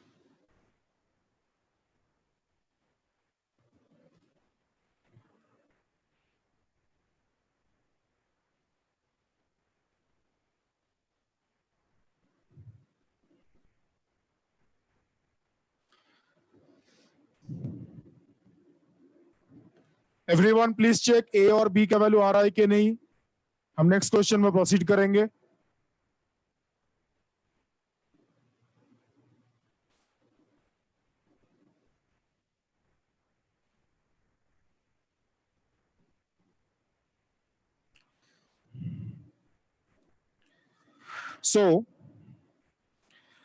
अभी हमने डिस्कस किया स्मॉल ए, स्मॉल बी और स्मॉल सी अगर रियल कांस्टेंट है तो ये 3 पॉसिबल केसेस है जो आ सकते हैं। फर्स्ट केस क्या था, roots are real and unequal. Case 2 क्या था, roots are real and equal. और थर्ड केस था roots are complex conjugate of each other. ये हमने डिस्कस किया और ये मैंने बताया था जो method second order differential equation के लिए ट्रू है, सेम मेथड हम थर्ड ऑर्डर और फोर्थ ऑर्डर के लिए भी यूज कर सकते हैं। तो नेक्स्ट हम एक एग्जांपल डिस्कस करेंगे जिसमें एक third order linear homogeneous differential equation given होगा, उसका सॉल्यूशन हमें कैलकुलेट करना है। ठीक है, जब हम थर्ड ऑर्डर या फोर्थ ऑर्डर में जाएंगे, ये जो केस 1, केस 2 और केस 3 बताया गया, इनके कॉम्बिनेशन भी आ सकते हैं। कॉम्बिनेशन मतलब एक ही क्वेश्चन में केस 1, केस 2 दोनों आ सकता है, या एक ही क्वेश्चन में केस 1 और केस 3 भी आ सकता है। तो जब हम हायर ऑर्डर इक्वेशन में जाएंगे, थर्ड ऑर्डर फोर्थ ऑर्डर, तो ये जो केस 1, केस 2, केस 3 बताया गया, इनका कॉम्बिनेशन भी आ सकता है। ठीक है, तो क्वेश्चन डिस्कस करते हैं तो ज्यादा अच्छे से समझ में आ जाएगा। Okay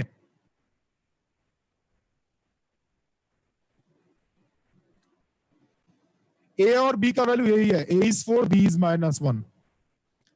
please try to solve this question.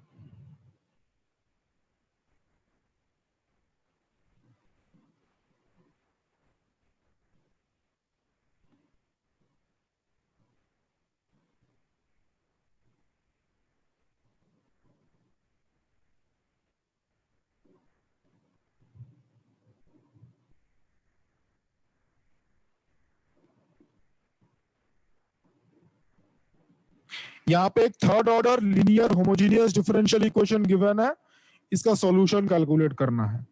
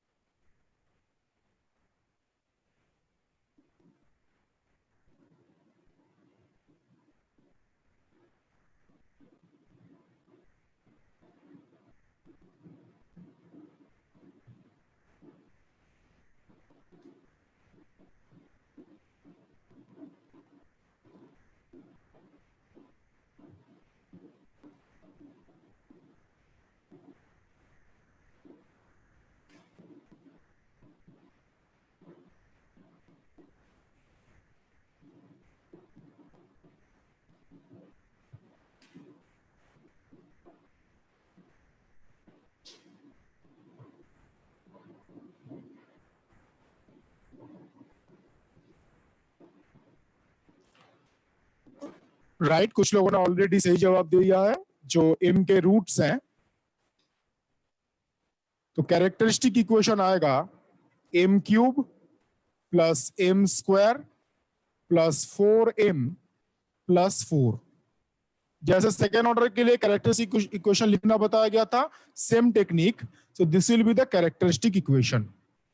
इस इक्वेशन के रूट्स अगर हम कैलकुलेट करते हैं, पहले दो टर्म से m स्क्वायर कॉमन जाएगा, तो m प्लस 1 प्लस थर्ड और फोर्थ टर्म से 4 कॉमन जाएगा, तो 4 कॉमन लेंगे तो m प्लस 1. तो क्या आ गया? यह आ जाएगा m plus 1 into m square plus 4 is equal to 0.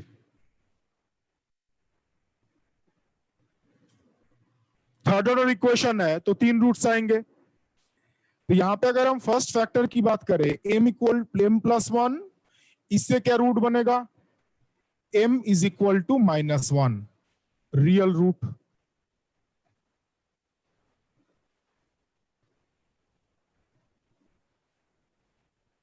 तो रियल रूट है तो हम कौन सा केस अप्लाई कर सकते हैं? केस 1. एंड जो सेकेंड टर्म है m स्क्वायर प्लस 4, इससे क्या रूट आएगा? m is equal two plus minus 2 iota.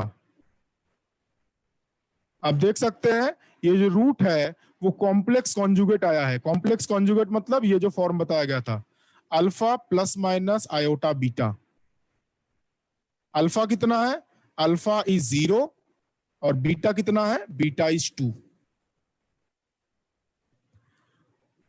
तो ये कौन सा केस है? केस 3. तो देखिए एक ही डिफरेंशियल इक्वेशन में केस 1 भी आया है, केस 3 भी आया है. एक रूट आया है m इक्वल टू -1, तो उसको हम बोल रहे हैं रियल रूट, केस 1. और m equal two plus minus iota तो आएगा case 3, complex conjugate of each other. तो देखिए जनरल सॉल्यूशन हम कैसे लिखेंगे? y इज इक्वल टू, पहले इस पार्ट की बात करते हैं, c1 e to the power m1x. m1 कितना है? -1. जैसे केस 1 में सॉल्यूशन लिखते हैं, प्लस नेक्स्ट पार्ट जो होगा वो इस यहां से आएगा, केस 3. केस 3 से क्या आएगा? देखिए अल्फा कितना है? 0, बीटा कितना है? 2. तो e to the power alpha x, alpha is 0 into a cos beta x, beta is 2, plus b sin beta x. This is the general solution of the given differential equation. Question में अगर का condition given होता, वहां से हम C1, A, B इनका value calculate कर सकते हैं. This is a general solution. ये क्वेश्चन सॉल्व करने का मतलब ये है, जब हम हायर ऑर्डर इक्वेशन में जाएंगे, थर्ड ऑर्डर, फोर्थ ऑर्डर, तो ये जो केस 1, केस 2, केस 3 बताया गया, इनका कॉम्बिनेशन भी आ सकता है. मतलब एक साथ भी, जैसे इस क्वेश्चन में केस 1 भी आया, केस 3 भी आया. किसी क्वेश्चन में केस 2, केस 3 दोनों आ सकते हैं. तो हायर ऑर्डर डिफरेंशियल इक्वेशन के लिए case 1, case 2, case 3 simultaneously exist कर सकता है. क्लियर है क्वेश्चन ये?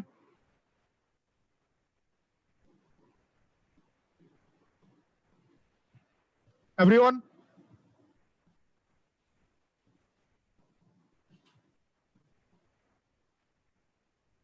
ठीक है. कोई डाउट है तो please ask, otherwise next term जो 2 क्वेश्चन थे जिसका जवाब मैंने नहीं दिया था वो डिस्कस करेंगे.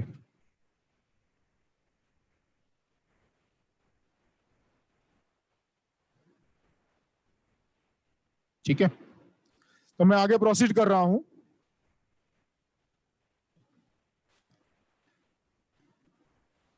पहला क्वेश्चन था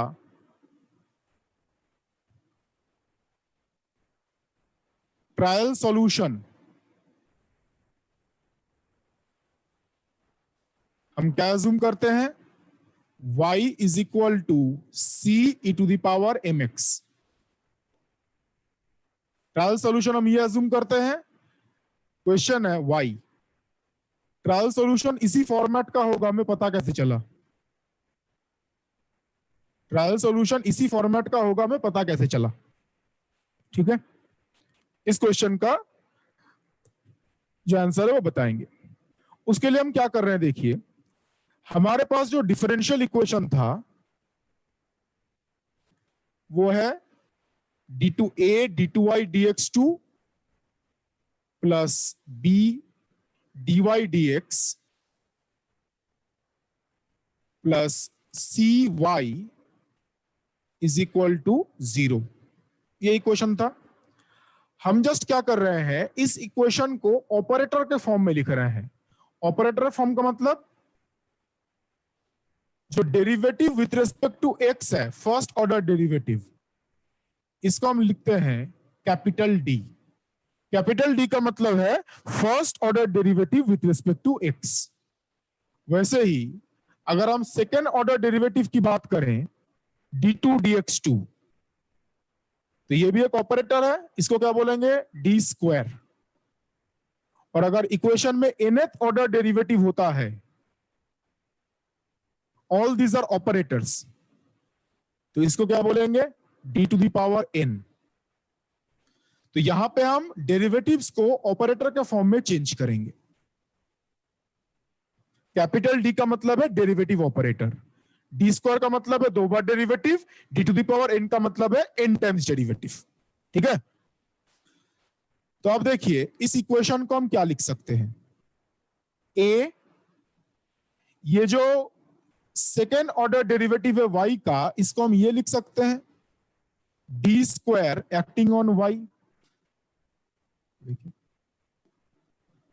ये जो क्वांटिटी था ये तो डी स्क्वायर ही है ना. देखिए this is nothing but D square, और ये किसके ऊपर ऑपरेट कर रहा है, y के ऊपर, इसलिए क्या लिखा गया है, d square into y acting on y. ऐसे ही ये डी डी एक्स क्या रिप्रेजेंट करता है, कैपिटल डी. तो अब देखिए सेकंड टर्म को हम क्या लिख सकते हैं, plus b into capital d acting on y plus c y. हमने इक्वेशन को चेंज नहीं किया है, इक्वेशन सेम है, जस्ट हमने डेरिवेटिव के बदले ऑपरेटर वाला फॉर्म लिख दिया है कैपिटल डी के फॉर्म में. ठीक है, तो यहां पर इस इक्वेशन को अगर हम तीनों टर्म को एक साथ लिखें तो इसको हम लिख सकते हैं a capital D square plus b capital D plus c into y equal to 0। इन तीनों टर्म को हम एक साथ ऐसे लिख सकते हैं। इसमें ये जो A D square plus B D plus C है, इसको बोला जाता है function of D operator. D मतलब डिफरेंशिएशन ऑपरेटर। ये जो एक्सप्रेशन है A D square plus B D plus C, A D square plus B D plus C, इसको बोला जाता है फंक्शन ऑफ डी ऑपरेटर। अगर आप ध्यान से देखते हैं, इसका जो मैथमेटिकल फॉर्म है, it is same as the left hand side of the characteristic equation. जो हम अभी तक कैरेक्टरिस्टिक इक्वेशन की बात करते आए हैं, उस कैरेक्टरिस्टिक इक्वेशन का जो लेफ्ट हैंड साइड था उसके साथ इसका एक्सप्रेशन सेम है। कैरेक्टरिस्टिक इक्वेशन क्या था? A m square plus B M plus c is equal to 0। आप नोटिस कीजिए, कैरेक्टरिस्टिक इक्वेशन का जो लेफ्ट हैंड साइड है दिस वन, और ये जो है, इन दोनों का मैथमेटिकल फॉर्म सेम है। सिर्फ m के बदले d है। यहां पे m वेरिएबल है और इसमें कौन वेरिएबल है? d वेरिएबल है, कैपिटल D। अगर एक्सप्रेशन की बात करते हैं तो ये दोनों सेम फॉर्मेट का है। m के बदले सिर्फ क्या है? d। कैरेक्टरिस्टिक इक्वेशन में क्या रहता है? am square plus bm plus c, और यहां पे क्या है? ad square plus bd plus c। m के बदले d आ गया है। अब बताइए, ये जो कैरेक्टरिस्टिक इक्वेशन था, इसी के दो रूट्स क्या आए थे? m1 m2। हम क्या करते थे? इसको फैक्टराइज करते थे, m into m1 minus m into m2, और इसी के दो रूट्स आते थे, m1 और m2।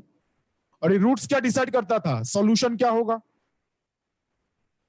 यही हमने अभी तक डिस्कस किया। अब आप बताइए, अगर ये term am square plus bm plus C और ये सिमिलर फॉर्मेट के हैं, तो उनका फैक्टर भी तो सेम ही होगा, मतलब रूट्स भी तो सेम ही आएंगे। अगर इक्वेशन का फॉर्मेट सेम है तो रूट्स भी सेम आने चाहिए। तो am square plus bm plus C, इसके रूट्स अगर आते हैं m minus m1 m minus m2, m1 m2 क्या है? रूट्स। तो ये जो पार्ट है ad square plus bd plus C, इसके रूट्स भी क्या आने चाहिए? m1 m2 ही आने चाहिए। बस इक्वेशन का फॉर्मेट सेम है तो रूट भी सेम आएगा। तो अब देखिए, इस इक्वेशन को हम क्या लिख सकते हैं, जो डिफरेंशियल इक्वेशन है? Capital D minus m1 into capital D minus m2 acting on y is equal to 0। हमने जस्ट क्या किया? ad square plus bd plus C, इसको फैक्टराइज किया, और इसको अगर हम फैक्टराइज करते हैं तो क्या आएगा? d minus m1 into d minus m2। ये फॉर्मेट इसके साथ सेम है। देखिए, जस्ट m के बदले d आया है। ये जो फॉर्मेट था ये सेम फॉर्मेट है, स्मॉल m के बदले कैपिटल D लिखा गया है। तो फैक्टराइज करके हम ये लिख सकते हैं एवरीवन, ठीक है? इक्वेशन सेम है तो फैक्टर्स भी सेम आएंगे। नाउ क्या किया गया, इस इक्वेशन को सॉल्व करने के लिए ये जो टर्म है इसको v अज्यूम कर लिया गया।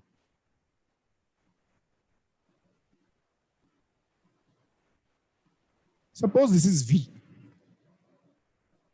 बाद में सॉल्व करेंगे, इसको v लिख लिया। तो इसको अगर हम v अज्यूम करते हैं तो बताइए क्या आएगा? d minus m1 acting on v is equal to 0। Now capital D क्या था? कैपिटल D था d dx। ये रिप्लेस करें तो क्या आएगा? देखिए, dv dx,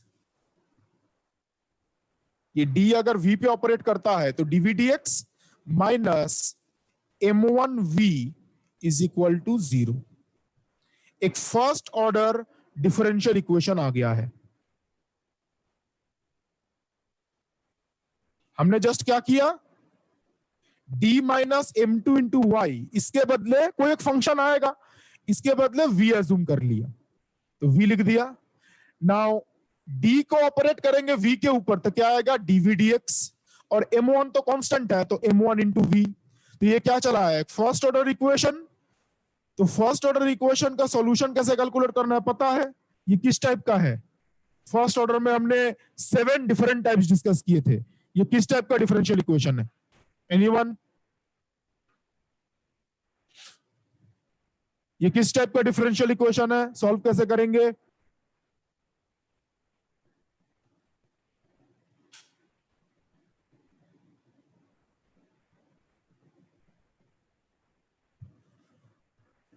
अभी तक कोई आंसर नहीं आया।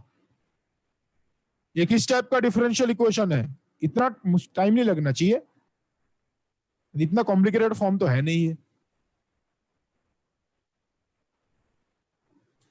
Right, it is separable. Linear equation भी बोल सकते हैं, बट आसान तरीका है इसको सेपरेबल से सॉल्व करना। It is a separable ordinary differential equation type 1।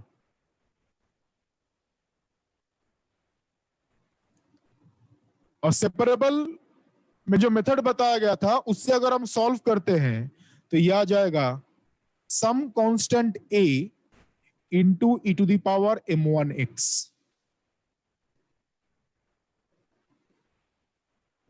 Separable form में लिखिए, इंटीग्रेशन कीजिए, ये फॉर्म आ जाएगा। और इंटीग्रेशन करने के टाइम पे एक इंटीग्रेशन में लॉग आएगा, इसीलिए जो कांस्टेंट ऑफ इंटीग्रेशन है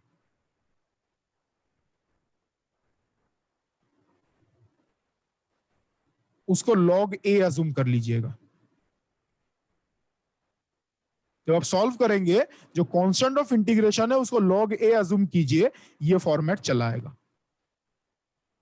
जैसे हम सेपरेबल इक्वेशन को सॉल्व करते हैं वैसे ही लीनियर इक्वेशन के लिए जो मेथड बताया गया था वो भी अप्लाई कर सकते हैं, एक ही बात है, बट ये ज्यादा आसान तरीका है सेपरेबल में लिखेंगे तो। ठीक है, तो v1 ये आ जाएगा। नाउ v आएगा, v क्या था, इसको हमने v अज्यूम किया था ना, तो दिस इक्वल टू दिस। ठीक है, तो मैं नेक्स्ट स्टेप में प्रोसीड कर रहा हूं।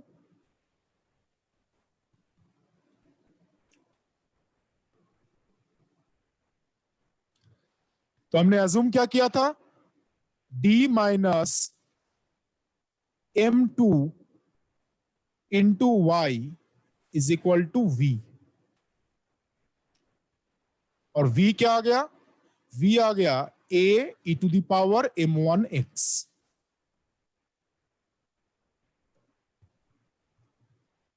ठीक है, तो इसको फिर से अगर हम डेरिवेटिव के फॉर्म में लिखें तो ये आएगा dy dx minus m2y is equal to a e to the power m1x।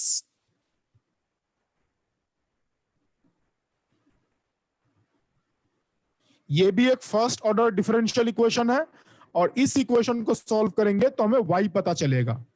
और ये किस टाइप का डिफरेंशियल इक्वेशन है, ये भी हमने फर्स्ट ऑर्डर में डिस्कस किया था, type 4 linear differential equation. This is a linear ordinary differential equation type 4 जो बताया गया था।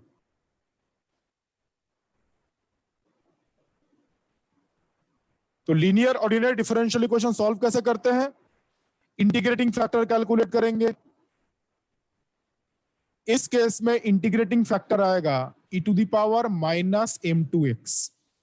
ये आप चेक करके देख सकते हैं, इंटीग्रेटिंग फैक्टर होगा e to the power minus m2x।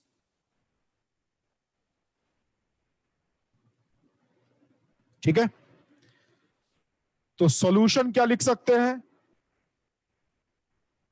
Solution का फॉर्म क्या था, y into integrating factor is equal to, यहां पे जो लीनियर इक्वेशन था उसमें P और Q होता है, ये तो P है, P इस क्या है -m2, और Q ऑफ x क्या है, this is Q of x। तो राइट हैंड साइड में क्या आता है सॉल्यूशन में, इंटीग्रेशन Q ऑफ x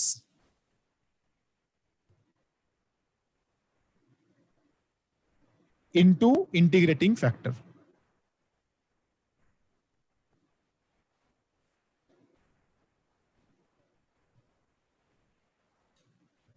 सी बाद में लिख देंगे, इंटीग्रेशन कर लेते हैं पहले।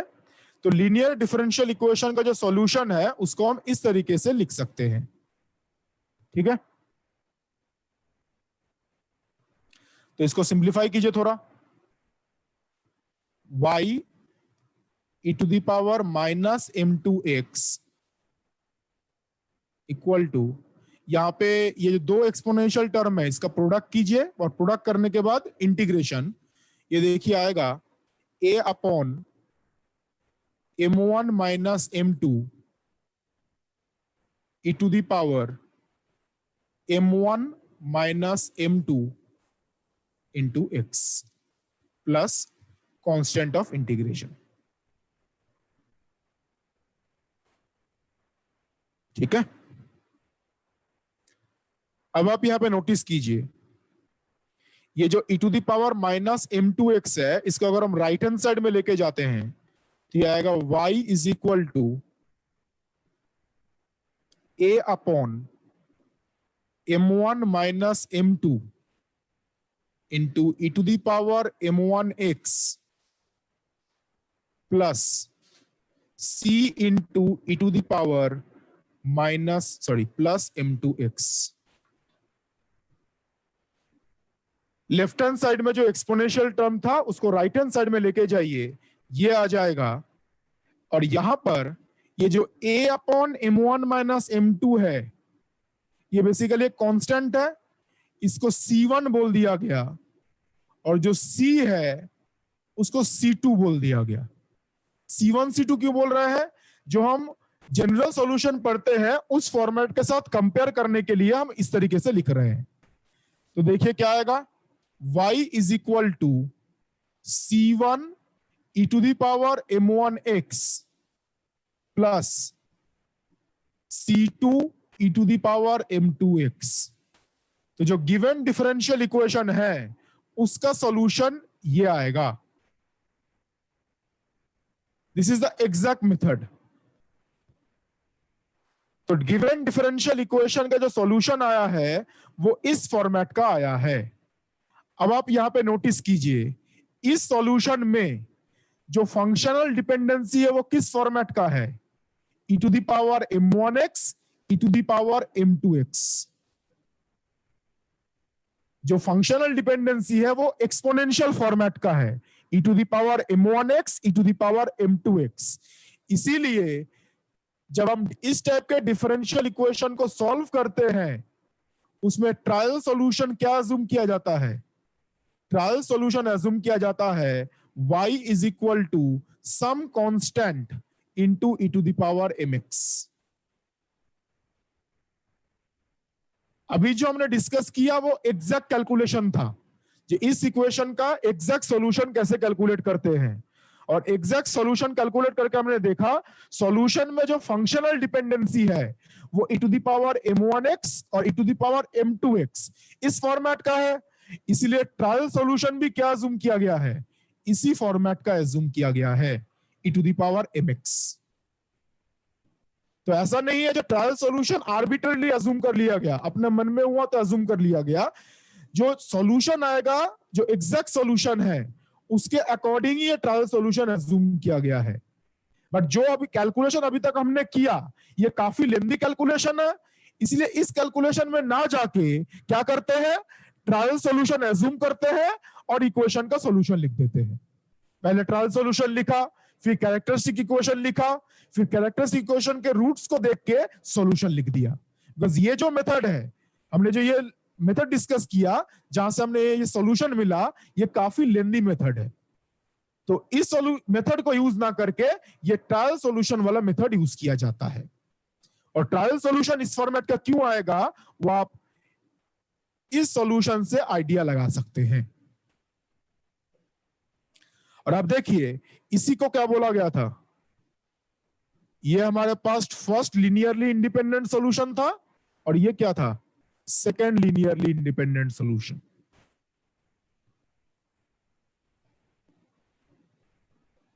फर्स्ट लीनियरली इंडिपेंडेंट सॉल्यूशन है e to the power m1x और सेकंड है e to the power m2x।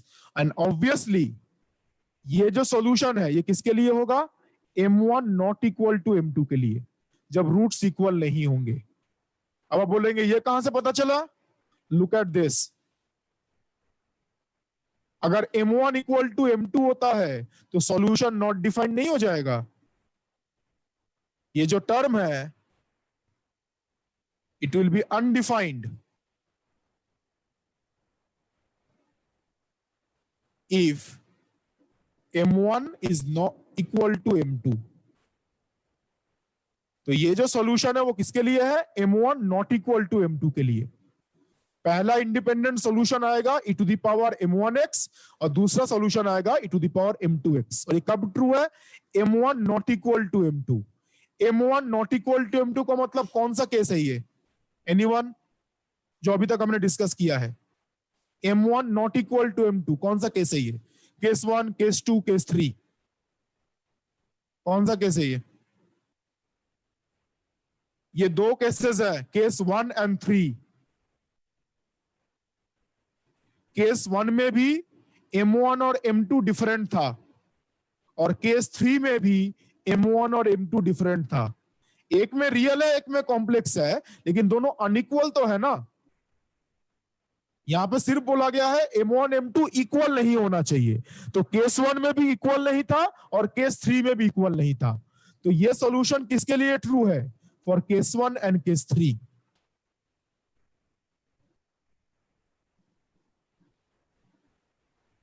Clear ना,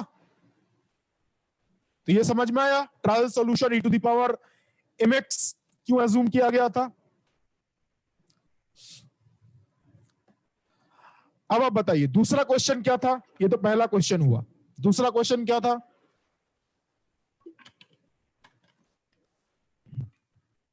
दूसरा क्वेश्चन था ये जो हमने डिस्कस किया है वो किसके लिए है, केस 1 और केस 3 के लिए।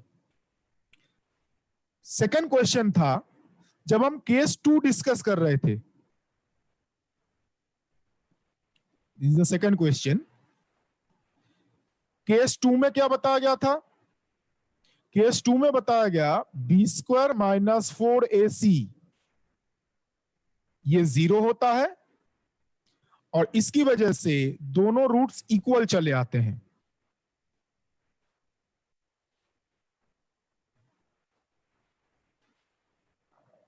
हमने क्या लिखा था, दोनों रूट्स अगर इक्वल हैं तो पहला इंडिपेंडेंट सॉल्यूशन होगा e to the power mx and second independent solution होगा x into e to the power mx। यह बताया गया था। क्वेश्चन यही था सेकेंड इंडिपेंडेंट सॉल्यूशन में ये x क्यों मल्टीप्लाई किया गया, ये सेकेंड इंडिपेंडेंट सॉल्यूशन इस फॉर्मेट का होगा, ये कहां से पता चला। ठीक है, this is the second question. इसको भी हम जैसे हमने क्वेश्चन 1 में बताया वैसे ही सॉल्व करेंगे। हमारे पास डिफरेंशियल इक्वेशन क्या था, a d2y dx2 plus b dy dx plus cy equal to 0। इस इक्वेशन को ऑपरेटर के फॉर्म में हम क्या लिख सकते हैं, a d² plus b d plus c is equal into y equal to 0 and ये जो फंक्शन ऑफ d ऑपरेटर है इसको हम क्या बोल रहे थे, फंक्शन ऑफ डी ऑपरेटर, इसको अगर हम फैक्टराइज करते हैं तो आएगा d minus m into d minus m. यहां पे दो फैक्टर सेम होंगे बिकॉज हम केस 2 की बात कर रहे हैं।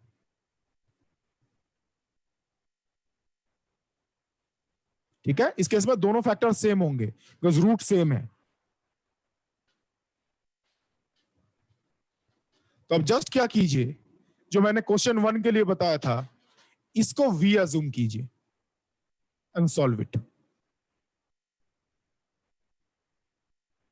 यह आएगा d minus m into v equal to 0।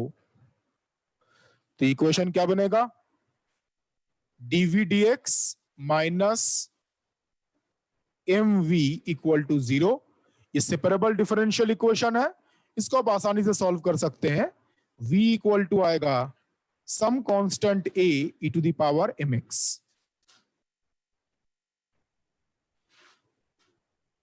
Question 1 में भी सिमिलर टाइप ऑफ कैलकुलेशन था, इसमें सिर्फ डिफरेंस क्या है, क्वेश्चन 1 में m1 और m2 डिफरेंट था, इस केस में m1 m2 जो है वो सेम है। ओके, सो v क्या अज्यूम किया था हमने,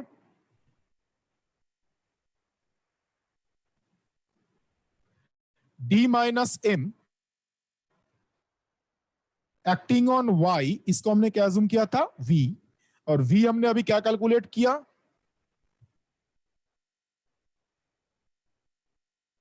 दिस जो हमने अभी कैलकुलेट किया। तो ये भी एक first order linear differential equation आएगा। देखिए dy dx minus m y is equal to a e to the power mx। एक first order linear differential equation है। तो लीनियर डिफरेंशियल इक्वेशन जैसे सॉल्व करते हैं, पहले इंटीग्रेटिंग फैक्टर कैलकुलेट करेंगे e to the power minus mx।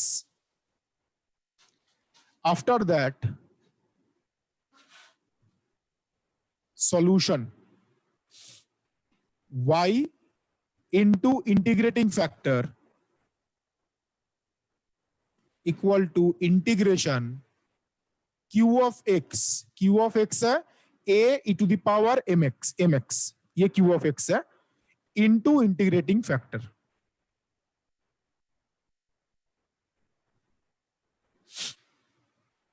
तो क्या आएगा, देखिए y e to the power minus mx is equal to, इन दो एक्सपोनेंशियल का प्रोडक्ट करेंगे तो 1 आ जाएगा, प्लस m माइनस m, तो इंटीग्रेशन में आएगा ax plus some b, constant of integration b है।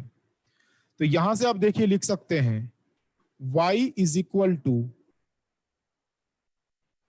ax plus b into e to the power mx। And if you remember case 2 जब हमने डिस्कस किया था तो सॉल्यूशन क्या लिखा गया था, c1 plus c2x e to the power mx। ये सिमिलर फॉर्मेट का ही तो है, a और b के बदले c2 और c1 यूज किया गया है, वो तो कांस्टेंट हम कुछ भी लिख सकते हैं। ये एग्जैक्ट टेक्निक है। तो जब दो रूट्स इक्वल होते हैं तो इक्वेशन का जो जनरल सॉल्यूशन है वो ये आ जाता है। अब यहां पे नोटिस कीजिए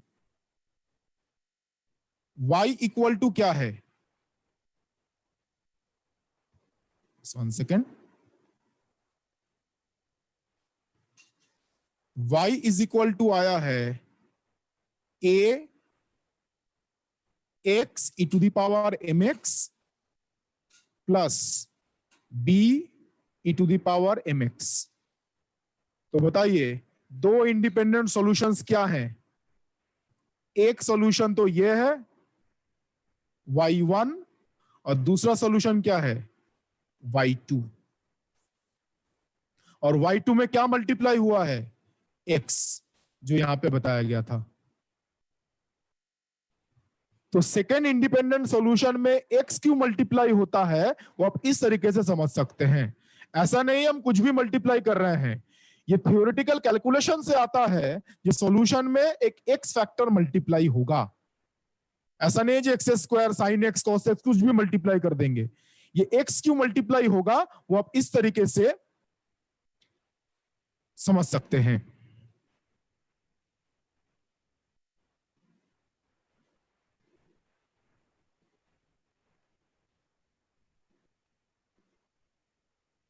ठीक है, तो इस तरीके से समझना पॉसिबल है। जो सेकेंड इंडिपेंडेंट सॉल्यूशन में ये एक्स मल्टीप्लाई क्यू किया गया है।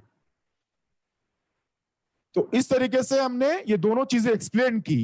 ध्यान रखिएगा, कॉम्पिटिटिव एग्जामिनेशन में इतना सारा थ्योरेटिकल डेरिवेशन का जरूरत नहीं है। कॉम्पिटिटिव एग्जामिनेशन में सिर्फ इक्वेशन आएगा, उसका सॉल्यूशन कैलकुलेट करना है। लेकिन अगर आपको इंटरव्यू में पूछ लिया जाता है, या ये जो सॉल्यूशन हम लिखते हैं ये ऐसा क्यों लिखते हैं, जो ट्रायल सॉल्यूशन था, ट्रायल सॉल्यूशन इस फॉर्मेट का क्यों एज्यूम किया जाएगा, या जब M1 M2 सेम होता है तो सॉल्यूशन में x क्यों मल्टीप्लाई होता है। ऐसा क्वेश्चन अगर पूछ लिया जाए तो आपको आइडिया तो रहना चाहिए जब ये क्यों मल्टीप्लाई करते हैं। ऐसा ना हो जो सिर्फ टेक्स्ट बुक में लिखा गया है या क्लास में टीचर ने बोला है इसलिए मल्टीप्लाई कर रहे हैं। वो क्यों मल्टीप्लाई कर रहे हैं, ट्रायल सॉल्यूशन एक पर्टिकुलर फॉर्मेट का क्यों यूज किया जाएगा, इसके बारे में थोड़ा बहुत आइडिया तो होना चाहिए। ठीक है, तो ये जो थ्योरेटिकल कैलकुलेशन है ये एग्जाम में पूछा नहीं जाएगा। एग्जाम मतलब मैं कॉम्पिटिटिव एग्जामिनेशन की बात कर रहा हूं, लेकिन इंटरव्यू पॉइंट के लिए, इंटरव्यू के लिए काफी इंपॉर्टेंट है क्वेश्चन से ही। ठीक है, तो आई थिंक ये क्लियर है। आज का लेक्चर यहीं पे खत्म होता है। किसी को डाउट है तो अनम्यूट करके पूछ सकता है। Hello sir, excuse me. Hello sir, बताइए। हाँ सर, आपने जो बोला था हम लोग 3 केस सेटिस्फाई करना चाहिए, case 1, case 2 and case 3, where मतलब सर मतलब A equal to B equal to मतलब सर एक इमेजिनरी कंसीडर किए हैं सर। तब मतलब सर सोल्यूशन इमेजिनरी है, लेकिन A and B and C sir imaginary नहीं है ना सर? ABC देखिए, ABC अगर कॉम्प्लेक्स कांस्टेंट होता है तो उसके इसमें सॉल्यूशन जो है वो रियल भी आ सकता है, कॉम्प्लेक्स भी आ सकता है। वो भी ABC के बीच में रिलेशन क्या है उस पर डिपेंड करता है। अच्छा, और अगर ABC अगर रियल नहीं हो और सॉल्यूशन भी इमेजिनरी है, ऐसे भी हो सकता है, वो टाइप डिफरेंट होगा सर? हाँ बिल्कुल, देखिए ABC अगर रियल है तब भी आपका सॉल्यूशन रियल कॉम्प्लेक्स दोनों आ सकता है। ABC अगर कॉम्प्लेक्स है तब भी सॉल्यूशन रियल कॉम्प्लेक्स कुछ भी आ सकता है। Okay sir, thank you sir. ठीक है, ये ABC कॉम्प्लेक्स वाला करेंगे सर हम लोग। हाँ, नेक्स्ट क्लास में हम और भी कुछ प्रॉब्लम डिस्कस करेंगे, उसमें एक प्रॉब्लम आएगा जिसमें कॉम्प्लेक्स होगा। ठीक है, हेलो सर, वो सेकंड क्लास। और सर ये हायर ऑर्डर वाले के अंदर अगर ऐसे नॉर्मल वे से अगर नहीं हुआ सर, रूट्स नहीं आए तो कैसे निकालेंगे सर? नहीं, हायर वाले तो हमको रूट ही कैलकुलेट करने पड़ेंगे ना, ये तरीका नहीं सर, इसके अंदर 3 वेरिएबल के अंदर तो हम कर लेते हैं सर, जो नॉर्मल इक्वेशन होती है क्वाड्रेटिक सेकंड ऑर्डर की। थर्ड ऑर्डर वाली में कैसे करेंगे सर? देखिए, एग्जामिनेशन में आपको अगर क्यूबिक इक्वेशन पूछा जाता है ना, तो ऐसा इक्वेशन ही होगा जिसके फैक्टर्स आप आसानी से कैलकुलेट कर सकते हैं। ऐसा क्यूबिक इक्वेशन गिवन नहीं होगा जिसका रूट्स कैलकुलेट करने में 15 मिनट लग जाए। Don't worry about that. Okay sir, thank you. ठीक है, फैक्टर्स आप आसानी से कैलकुलेट कर पाएंगे, ये भरोसा रखिए। Hello sir. हाँ बताइए। वो सेकंड लास्ट स्टेप फिर से समझा के देखिए, सॉल्यूशन वाली।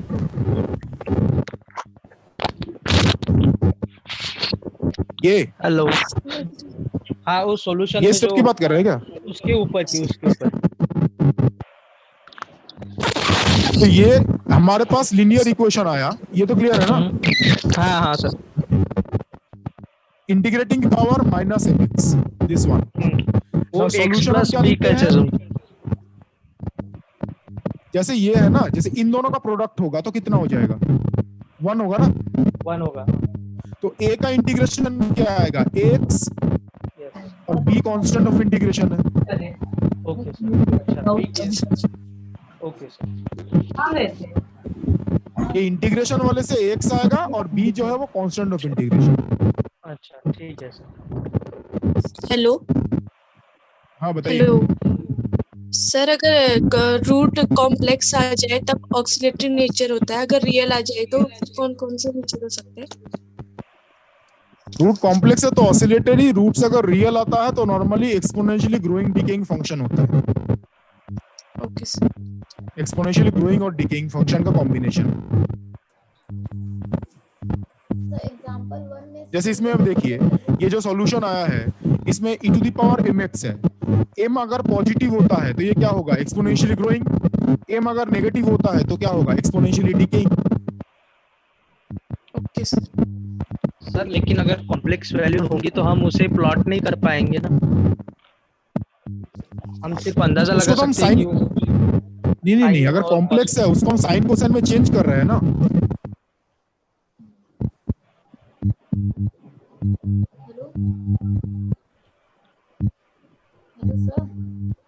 नॉर्मली अगर फाइनल रिजल्ट अगर आपका कॉम्प्लेक्स फंक्शन हो जाता है ना तो उस केस में हम उसका रियल पार्ट या इमेजिनरी पार्ट प्लॉट करते हैं।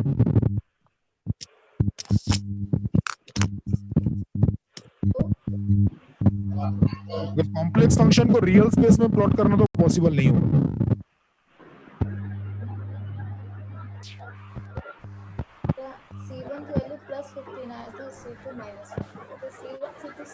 और कोई question?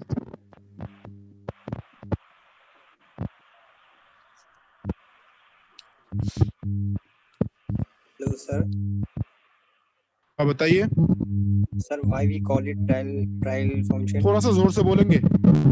Why we call it trial function? Trial क्यों कहते हैं सर? आप क्वेश्चन ला रहे y की वैल्यू क्या बोल रहे हो?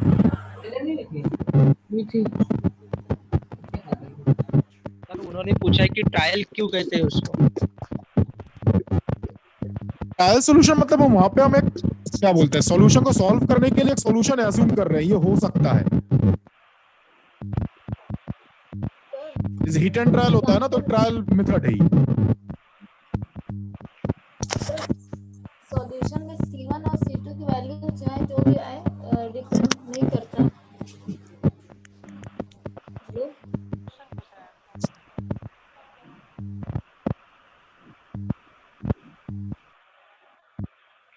तो ठीक है, मैं मीटिंग को एंड कर रहा हूं। Thank you very much everyone. Thank you sir.